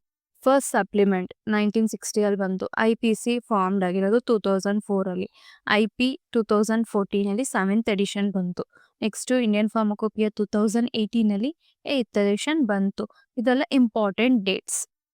ನೆಕ್ಸ್ಟು ನಾನು ಹೇಳಿಲ್ವಾ, ಎಲ್ಲ ಆಬ್ಜೆಕ್ಟಿವ್ಸ್ ಆಫ್ ಫಾರ್ಮಕೋಪಿಯಾ ಸೇಮ್ ಇರುತ್ತೆ. ಅದರ ಇಂಡಿಯನ್ ಫಾರ್ಮಕೋಪಿಯಾ, USP ಫಾರ್ಮಕೋಪಿಯಾ ಮತ್ತು UK ಫಾರ್ಮಕೋಪಿಯಾ ಅಂತ ಒಂದು ಮೆನ್ಷನ್ ಮಾಡಬೇಕಷ್ಟೆ. ಎಲ್ಲ ಫಾರ್ಮಕೋಪಿಯಾದು ಮೇನ್ ಆಬ್ಜೆಕ್ಟಿವ್ಸ್ ಇಂಡಿಯಾನೇ ಅಲ್ಲ, USPನೇ ಅಲ್ಲ, UKನೇ ಅಲ್ಲ, ಎಲ್ಲದರದ್ದು ಯೂಶ್ವಲಿ ಈ 4 ಪಾಯಿಂಟ್ ಸೇಮ್ ಇದ್ದೇ ಇರುತ್ತೆ. First ensures safe and effective medicines ಕೊಡೋದು. Next maintain uniform drug quality. Uniform drug quality ಅಂದರೆ ಇವಾಗ 600 mg ಆಫ್ ಪ್ಯಾರಾಸಿಟಮಲ್ ಅಂತ ಒಂದು ಶೀಟ್ ತೊಗೊಳ್ತೀಯ, ಅದರಲ್ಲಿ 12 ಟ್ಯಾಬ್ಲೆಟ್ಸ್ ಇರುತ್ತೆ ಅನ್ಕೋ, ಇಲ್ಲ 24 ಟ್ಯಾಬ್ಲೆಟ್ಸ್ ಇರುತ್ತೆ ಅನ್ಕೋ. ಅದು ಎಲ್ಲದರಲ್ಲೂ 650 mg ಆಫ್ ಪ್ಯಾರಾಸಿಟಮಲ್ಲೇ ಇರಬೇಕು. ಸೊ ಅದನ್ನೇ ಮೇಂಟೈನ್ ಯೂನಿಫಾರ್ಮ್ ಡ್ರಗ್ ಕ್ವಾಲಿಟಿ ಅನ್ನೋದು. ಸಪೋರ್ಟ್ ರೆಗ್ಯುಲೇಟರಿ ಕಂಟ್ರೋಲ್, ಆಮೇಲೆ ಪ್ರೊಟೆಕ್ಟ್ ಪಬ್ಲಿಕ್ ಹೆಲ್ತ್ನ ಪ್ರೊಟೆಕ್ಟ್ ಮಾಡೋದು main objective of Indian pharmacopoeia. Content of Indian pharmacopoeia ಬಗ್ಗೆ ಏನೇನಿದೆ ಅಂತ ಜಸ್ಟ್ ಒಂದು 4 ಪಾಯಿಂಟ್ ಮೆನ್ಷನ್ ಮಾಡಿ. That is main sections include general notices, general chapters, monograph and appendices. ಇದನ್ನ ಬೇಕಾದ್ರೆ ನೀವು ಸ್ಟಾರ್ಟಿಂಗಲ್ಲೇ ಬರಿಬೋದು. ಫಾರ್ಮಕೋಪಿ ಆದಮೇಲೆ ಕಂಟೆಂಟ್ ಆಫ್ ಇಂಡಿಯನ್ ಫಾರ್ಮಕೋಪಿ ಅಂತ ಹೆಡ್ಡಿಂಗ್ ಹಾಕಿ ಅದರಲ್ಲಿ ಸ್ಪೆಸಿಫಿಕ್ ಆಗಿ ಮೊನೋಗ್ರಾಫ್ನ ಎಕ್ಸ್ಪ್ಲೇನ್ ಮಾಡಬೇಕು. ಮೊನೋಗ್ರಾಫ್ ಬಗ್ಗೆ ನಾನು ಹೇಳಿದ್ನಲ್ಲ, ಅದನ್ನು ಸಿಂಗಲ್ ಆಗಿ ಎಕ್ಸ್ಪ್ಲೇನ್ ಮಾಡಿದ್ರೆ ತುಂಬ ಕಂಟೆಂಟ್ ಸಿಗುತ್ತೆ. ಸೊ ಅದನ್ನು ಎಕ್ಸ್ಪ್ಲೇನ್ ಮಾಡಿ, ಲೈಕ್ ಪ್ಯೂರಿಟಿ ಏನು ಬೇಕು, ಮತ್ತು ಐಡೆಂಟಿಫಿಕೇಶನ್ ಟೆಸ್ಟ್ ಆಗಬೇಕು, ಅದ್ರದ್ದು ರೀಸನ್ನು, ಮತ್ತು ಅದಕ್ಕೊಂದು ಸ್ವಲ್ಪ ಎಕ್ಸಾಂಪಲ್ಸ್ ಕೊಟ್ಟರೆ ಆಯಿತು. ಇಲ್ಲೊಂದು ಚಿಕ್ಕ ಪ್ರಾಕ್ಟಿಕಲ್ ಎಕ್ಸಾಂಪಲ್ ಕೊಟ್ಟಿದ್ದೀನಿ ಪ್ಯಾರಾಸಿಟಮಲ್ ಟ್ಯಾಬ್ಲೆಟ್ ಬಗ್ಗೆ. ಇದ್ರ ಬಗ್ಗೆ ನಾನು ಪ್ರೀವಿಯಸ್ ಸ್ಲೈಡ್ಸಲ್ಲೇ ಎಕ್ಸ್ಪ್ಲೇನ್ ಮಾಡಿದ್ದೀನಿ, ಅದನ್ನು ನೀವು ವಾಚ್ ಮಾಡ್ಬೋದು. Silent features of Indian pharmacopoeia ಏನೇನಿದೆ ಅಂತ ನೋಡೋಣ. ಇಂಡಿಯನ್ ಫಾರ್ಮಕೋಪಿಯಾ ಗೊತ್ತು, it is a document publish by the government of India. Government of ಇಂಡಿಯಾನೇ ಪಬ್ಲಿಷ್ ಮಾಡೋದು. ಪಬ್ಲಿಷ್ ಮಾಡ್ತಾರೆ ಯಾವ್ದಾದ್ರ ಮೇಲೆ ಮಾಡ್ತಾರೆ ಅಂದರೆ ಮೆಡಿಸಿನ್ಸ್ ಮೇಲೆ. Medicines used for both humans and animals. ಅದರಲ್ಲಿ ಇನ್ಕ್ಲೂಡ್ ಆಗಿರೋ ಮೆಡಿಸಿನ್ಸು ಹ್ಯೂಮನ್ಸ್ದು ಇರುತ್ತೆ, ಅನಿಮಲ್ಸ್ದು ಇರುತ್ತೆ. ಆಮೇಲೆ Indian pharmacopoeia is used by drug manufacturers. ನೀವು ಯೂಸ್ ಮಾಡ್ತೀರಾ ಫಾರ್ಮಕೋಪಿಯಾ? ಇಲ್ಲ. ಸ್ಟೂಡೆಂಟ್ಸ್ ಏನು ಯೂಸ್ ಮಾಡ್ತಾರೆ ಫಾರ್ಮಕೋಪಿಯಾ? ಸ್ಟೂಡೆಂಟ್ಸ್ಗೆ ಏನೂ ಕೆಲಸ ಇಲ್ಲ. ಕೆಲಸ ಇರೋದು ಯಾರಿಗೆ? ಡ್ರಗ್ ಮ್ಯಾನುಫ್ಯಾಕ್ಚರರ್ಸ್ಗೆ. ಯಾಕಂದರೆ ಅದರಲ್ಲಿ ಅವರು ಕ್ವಾಲಿಟಿ ಟೆಸ್ಟು, ಪ್ಯೂರಿಟಿ ಏನೇನಿದೆ ಪ್ರತಿಯೊಂದು ಟೆಸ್ಟು ಮೆನ್ಷನ್ ಮಾಡಿರ್ತಾರೆ. ಸೊ ಅದನ್ನು ಯೂಸ್ ಮಾಡ್ಕೊಂಡು ಅವರು ಫೈನಲಾಗಿ ಡಿಕ್ಲೇರ್ ಮಾಡ್ತಾರೆ ಈ ಡ್ರಗ್ಗು ಸೇಫ್ ಇದೆ ಹ್ಯೂಮನ್ಸ್ಗೆ ಇಲ್ಲ ಅನಿಮಲ್ಸ್ಗೆ ಅಂತ. So drug manufacturers. It is used by the quality control laboratories use ಮಾಡ್ತಾರೆ. ಯಾಕಂದರೆ purity of the drug check ಮಾಡಬೇಕು. ಆಮೇಲೆ ಈಕ್ವಲ್ ಆಗಿ ಎಲ್ಲ ಡೋಸೇಜ್ ಫಾರ್ಮ್ ಈಕ್ವಲ್ ಆಗಿದೆಯಾ ಡೋಸು ಎಲ್ಲ ಫುಲ್ ಡೋಸೇಜ್ ಫಾರ್ಮಲ್ಲಿ ಅಂತ ಅದನ್ನ ಚೆಕ್ ಮಾಡೋಕ್ಕೆ. Next it is use by drug inspector during inspections ಟೈಮಲ್ಲಿ. ಡ್ರಗ್ ಇನ್ಸ್ಪೆಕ್ಟರ್ಸ್ ಯೂಸ್ ಮಾಡ್ತಾರೆ, ಯಾಕಂದರೆ ಅವರು ಬಂದು ಡ್ರಗ್ಗು ಸೇಫ್ ಇದೆಯೋ ಇಲ್ವೋ ಅಂತ ಚೆಕ್ ಮಾಡಬೇಕು. So Indian pharmacopoeia is regularly updated. ಏನಂದರೆ ಇವಾಗ 2008 ರಿಲೀಸ್ ಆಗಿರೋ ಬುಕ್ಕಿಗೂ 2026 ರಿಲೀಸ್ ಆಗಿರೋ ಬುಕ್ಕಿಗೆ ಎಷ್ಟೊಂದು ಡಿಫ್ರೆನ್ಸ್ ಇರುತ್ತೆ. ಯಾಕಂದರೆ ಇದು ರೆಗ್ಯುಲರ್ಲಿ ಅಪ್ಡೇಟ್ ಆಗ್ತಾನೇ ಇರುತ್ತೆ. ಫಾರ್ ಎಕ್ಸಾಂಪಲ್ ಏನೇನಿದೆ ಅಂತ ನೋಡೋಣ ಇರು. ಏನು ಎಕ್ಸಾಂಪಲ್ ಇದೆ ಅಂತ. ಇವಾಗ A pharmaceutical company must test antibiotic injection as per IP. If the result fail, the product cannot be result. Therefore IP is compulsory, not optional. ಅಂದರೆ IP ಪ್ರಕಾರ ಅವ್ರು ಟೆಸ್ಟ್ ಮಾಡ್ತಾರೆ. ಅಕಸ್ಮಾತ್ ಅದರಲ್ಲಿರೋ ರಿಸಲ್ಟ್ ಫೇಲ್ ಆಯಿತು ಅಂದರೆ ಆ ಪ್ರಾಡಕ್ಟ್ ಅವರು ಮಾರ್ಕೆಟ್ಗೆ ರಿಲೀಸ್ ಆಗಂಗಿಲ್ಲ. ಸೊ ಅದೇ silent features of Indian pharmacopoeia. Next addendum and revisions ಅಂದರೆ ಏನು? ಅಂದರೆ ಫಾರ್ಮಕೋಪಿಯಾ ರೆಗ್ಯುಲರ್ಲಿ ಅಪ್ಡೇಟ್ ಆಗ್ತಿದೆ ಅಂತ ಅರ್ಥ ಅಷ್ಟೇ, ಇನ್ನೇನು ಇಲ್ಲ. ನೆಕ್ಸ್ಟ್ ಬಂದ್ಬಿಟ್ಟು ಬ್ರಿಟಿಷ್ ಫಾರ್ಮಕೋಪಿಯಾ. ನಾನು ಅವಾಗೇ ಹೇಳಿದೆ ಫಸ್ಟ್ ಸೆಂಟೆನ್ಸ್ ಬಂದ್ಬಿಟ್ಟು British pharmacopoeia is official standard book of United Kingdom. Indian pharmacopoeia ಅಂದರೆ ಇಂಡಿಯನ್ ಫಾರ್ಮಕೋಪಿಯಾ ಅಂದರೆ ಇಂಡಿಯನ್ ಅಂತ ಹಾಕಬೇಕು. ನೆಕ್ಸ್ಟ್ USP ಅಂದರೆ official book standard for USP ಅಂತ ಹಾಕೋದು. ಸೇಮ್ ಎಲ್ಲ ಫಸ್ಟ್ ಸೆಂಟೆನ್ಸ್ ಸೇಮ್ ಇರುತ್ತೆ. ಮತ್ತು it sets standard for quality, purity, identity and strength of medicine. ಅದ್ರ ರಿಲೇಟೆಡ್ ಕಂಟೆಂಟು ಬ್ರಿಟಿಷ್ ಫಾರ್ಮಕೋಪಿಯಾದಲ್ಲಿ ಇರುತ್ತೆ. These standards must be followed for drugs manufacturers sold are used in UK. ಅಂದರೆ ಇವಾಗ ನೀನೊಂದು drug manufacture ಮಾಡ್ತೀಯ, cell ಮಾಡ್ತೀಯ, use ಮಾಡ್ತೀಯ ಅಂದರೆ ಅದು ಅಕಾರ್ಡಿಂಗ್ ಟು ಬ್ರಿಟಿಷ್ ಫಾರ್ಮಕೋಪಿಯ ಪ್ರಕಾರ ಆ ಡ್ರಗ್ಗು ಟೆಸ್ಟಿಂಗ್ ಹೋಗಿರಬೇಕು. ಅದಾದಮೇಲೆ ಸೇಫ್ ಅಂತ ಪ್ರೂವ್ ಆಗಿರಬೇಕು. ಅವಾಗ ಮಾತ್ರ ಅದು ರಿಲೀಸ್ ಆಗೋಕ್ಕೆ ಸಾಧ್ಯ. Next British pharmacopoeia is publish by the British pharmacopoeia commissions. ಈ ಸೆಂಟೆನ್ಸ್ ಇಂಡಿಯನ್ ಫಾರ್ಮಕೋಪಿಯಾದಲ್ಲೂ ಇತ್ತು. ಸೊ ಏನು ಟೆನ್ಷನ್ ಇಲ್ಲ, ಒಂದು ಇಂಡಿಯನ್ ಫಾರ್ಮಕೋಪಿ ಹೋದ್ರೆ ಬ್ರಿಟಿಷ್ ಫಾರ್ಮಕೋಪಿಯಾ ಈಸಿಯಾಗಿ ಮೆಮರೈಸ್ ಆಗುತ್ತೆ. ಇದೆಲ್ಲ ಫಾರ್ಮಕೋಪಿಯನ್ನು ಈಸಿಯಾಗಿ ಬರಿಬೋದು. Next it is published on behalf of UK government. ಈ ಬ್ರಿಟಿಷ್ ಫಾರ್ಮಕೋಪಿಯನ್ನು ಪಬ್ಲಿಷ್ ಮಾಡಿದ್ದಾರೆ. ಆಮೇಲೆ it is released every year, ಅಂದರೆ ಆ್ಯನ್ಯುಯಲಿ ರಿಲೀಸ್ ಮಾಡ್ತಾನೆ ಇರ್ತಾರೆ ರಿವೈಸ್ ಆಗಿ. Next it includes all monograph of the European pharmacopoeia. Monographs is common, ಎಲ್ಲ ಫಾರ್ಮಕೋಪಿಯಾದಲ್ಲೂ ಇದ್ದೇ ಇರುತ್ತೆ ಮೊನೋಗ್ರಾಫ್ ಒಂದ್ರ ಬಗ್ಗೆ ಒಂದು ಫಾರ್ಮಕೋಪಿಯಾದಲ್ಲಿರೋ ಮೊನೋಗ್ರಾಫ್ ಓದಿದ್ರೆ ಏನೇನಿರುತ್ತೆ ಕಂಟೆಂಟ್ ಅಂತ ಎಲ್ಲ ಫಾರ್ಮಕೋಪಿಯಾದಲ್ಲೂ ಬರಿಬೋದು.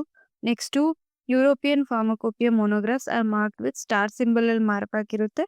Next BP is also includes additional national standards developed by the UK. Next British pharmacopoeia also includes additional national standards ಕೂಡ ಇರುತ್ತೆ.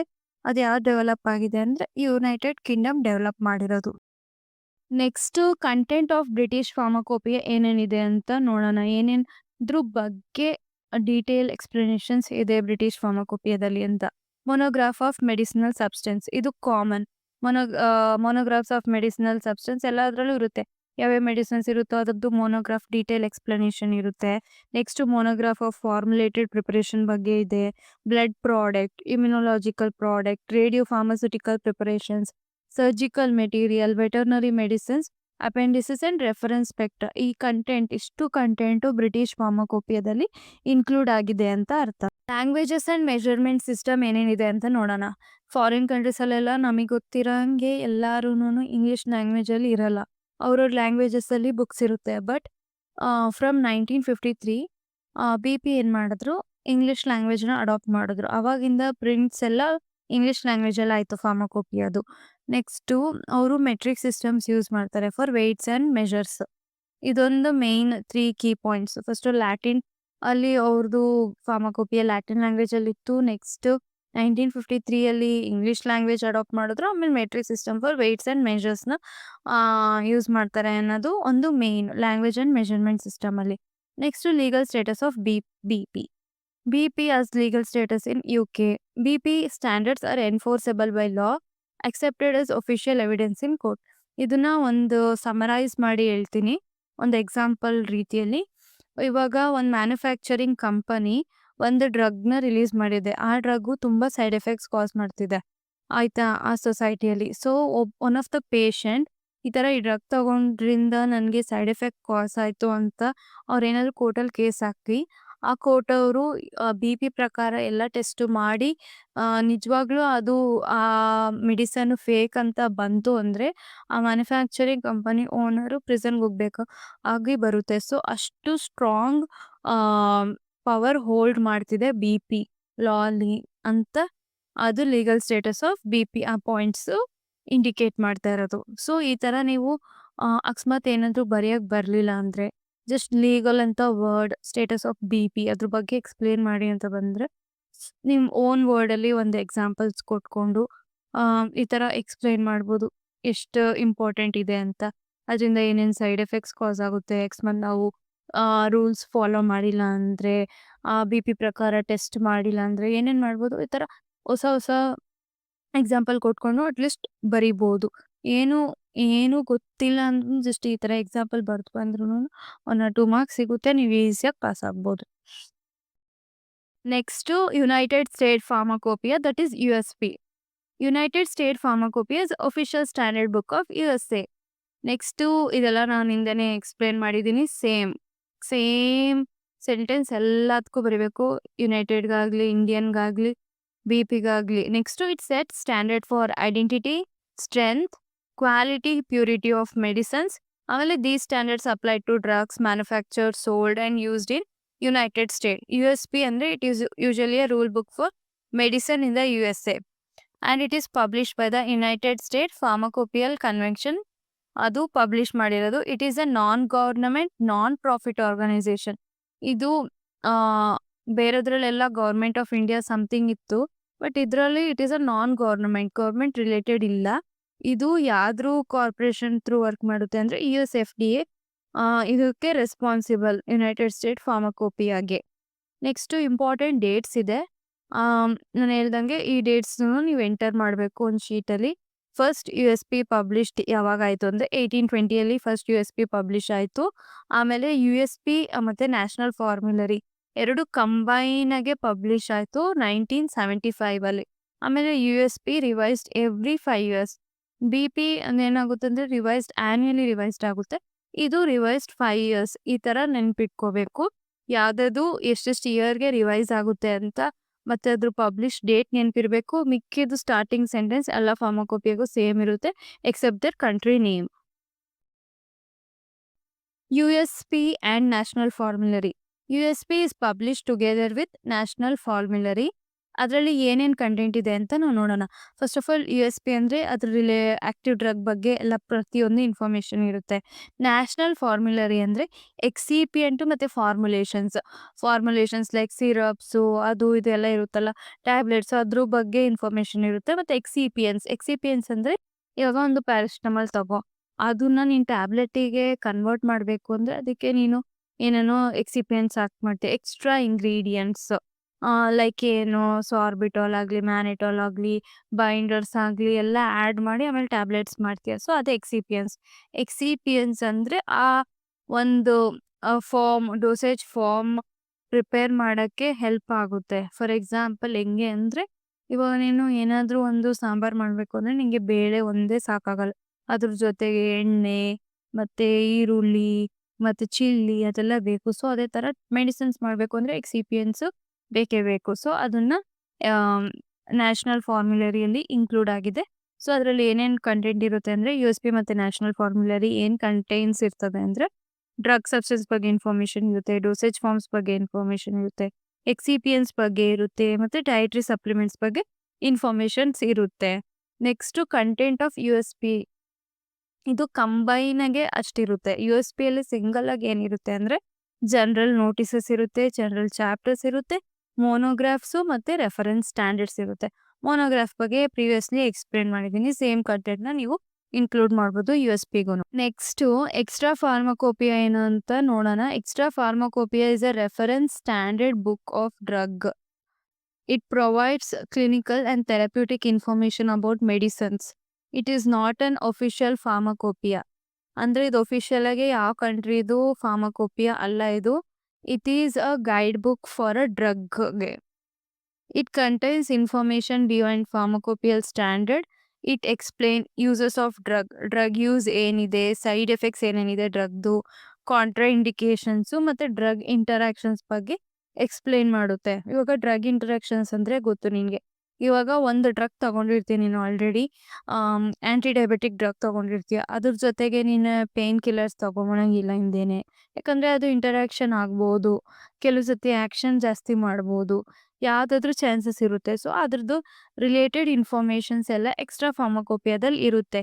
So compared to other pharmacopoeia, extra ಫಾರ್ಮಕೋಪಿಯಲ್ಲಿ ಡಿಫ್ರೆನ್ಸ್ ಏನಂದರೆ, ಯೂಸಸ್ ಆಫ್ ಡ್ರಗ್ ಬಗ್ಗೆ ಇರುತ್ತೆ, ಸೈಡ್ ಎಫೆಕ್ಟ್ಸ್ ಇರುತ್ತೆ, contra indications ಮತ್ತು drug interaction ಬಗ್ಗೆ ಜಾಸ್ತಿ ಎಕ್ಸ್ಪ್ಲೇನ್ ಮಾಡಿರ್ತಾರೆ ಅದರಲ್ಲಿ.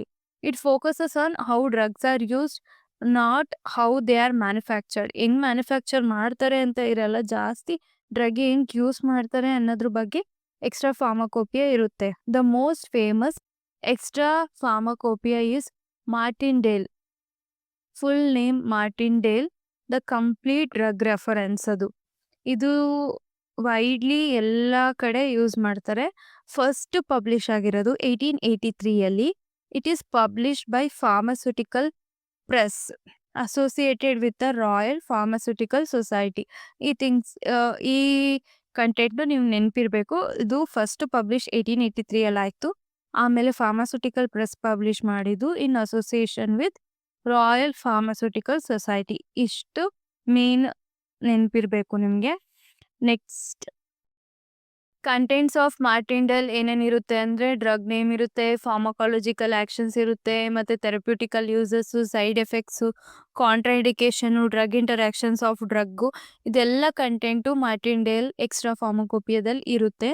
ಫಾರ್ ಎಕ್ಸಾಂಪಲ್, ಏನು ಡಿಫ್ರೆನ್ಸು ನಾರ್ಮಲ್ ಇಂಡಿಯನ್ ಮತ್ತು BP USP compared to this Martindale ಏನಂದರೆ, ಇವಾಗ ಒಂದು ಪ್ಯಾರಾಸಿಟಮಾಲ್ ತಗೊಳ್ತೀರಿ, ಅದು ಟೆಸ್ಟಡು ಮತ್ತು ಮ್ಯಾನುಫ್ಯಾಕ್ಚರ್ಡ್ ಬಗ್ಗೆ ಎಕ್ಸ್ಪ್ಲೇನ್ ಮಾಡುತ್ತೆ. Indian pharmacopoeia tells how paracetamol tablet should be tested. ಹೆಂಗೆ ಟೆಸ್ಟ್ ಮಾಡಬೇಕು, ಹೆಂಗೆ ಮ್ಯಾನುಫ್ಯಾಕ್ಚರ್ ಮಾಡಬೇಕು, ಅದ್ರ ಬಗ್ಗೆ ಇನ್ಫಾರ್ಮೇಷನ್ ಇರುತ್ತೆ.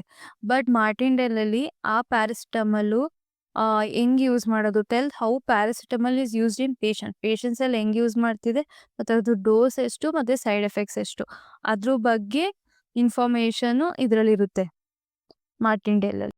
ಇವಾಗ ಫಾರ್ಮಸ್ಯೂಟಿಕ್ಸ್ 1ಅಲ್ಲಿ ಯೂನಿಟ್ 1 ಲೆಸನ್ 1 ಕಂಪ್ಲೀಟ್ ಆಗಿದೆ. ಸೊ ಏನಾದರೂ ಡೌಟ್ಸ್ ಇತ್ತು ಅಂದರೆ ಈ ಚಾಪ್ಟರಲ್ಲಿ ಮೆನ್ಷನ್ ಮಾಡ್ಬೋದು ಕಮೆಂಟ್ ಸೆಕ್ಷನಲ್ಲಿ. ಆಮೇಲೆ don't forget to like, share and subscribe. Thank you.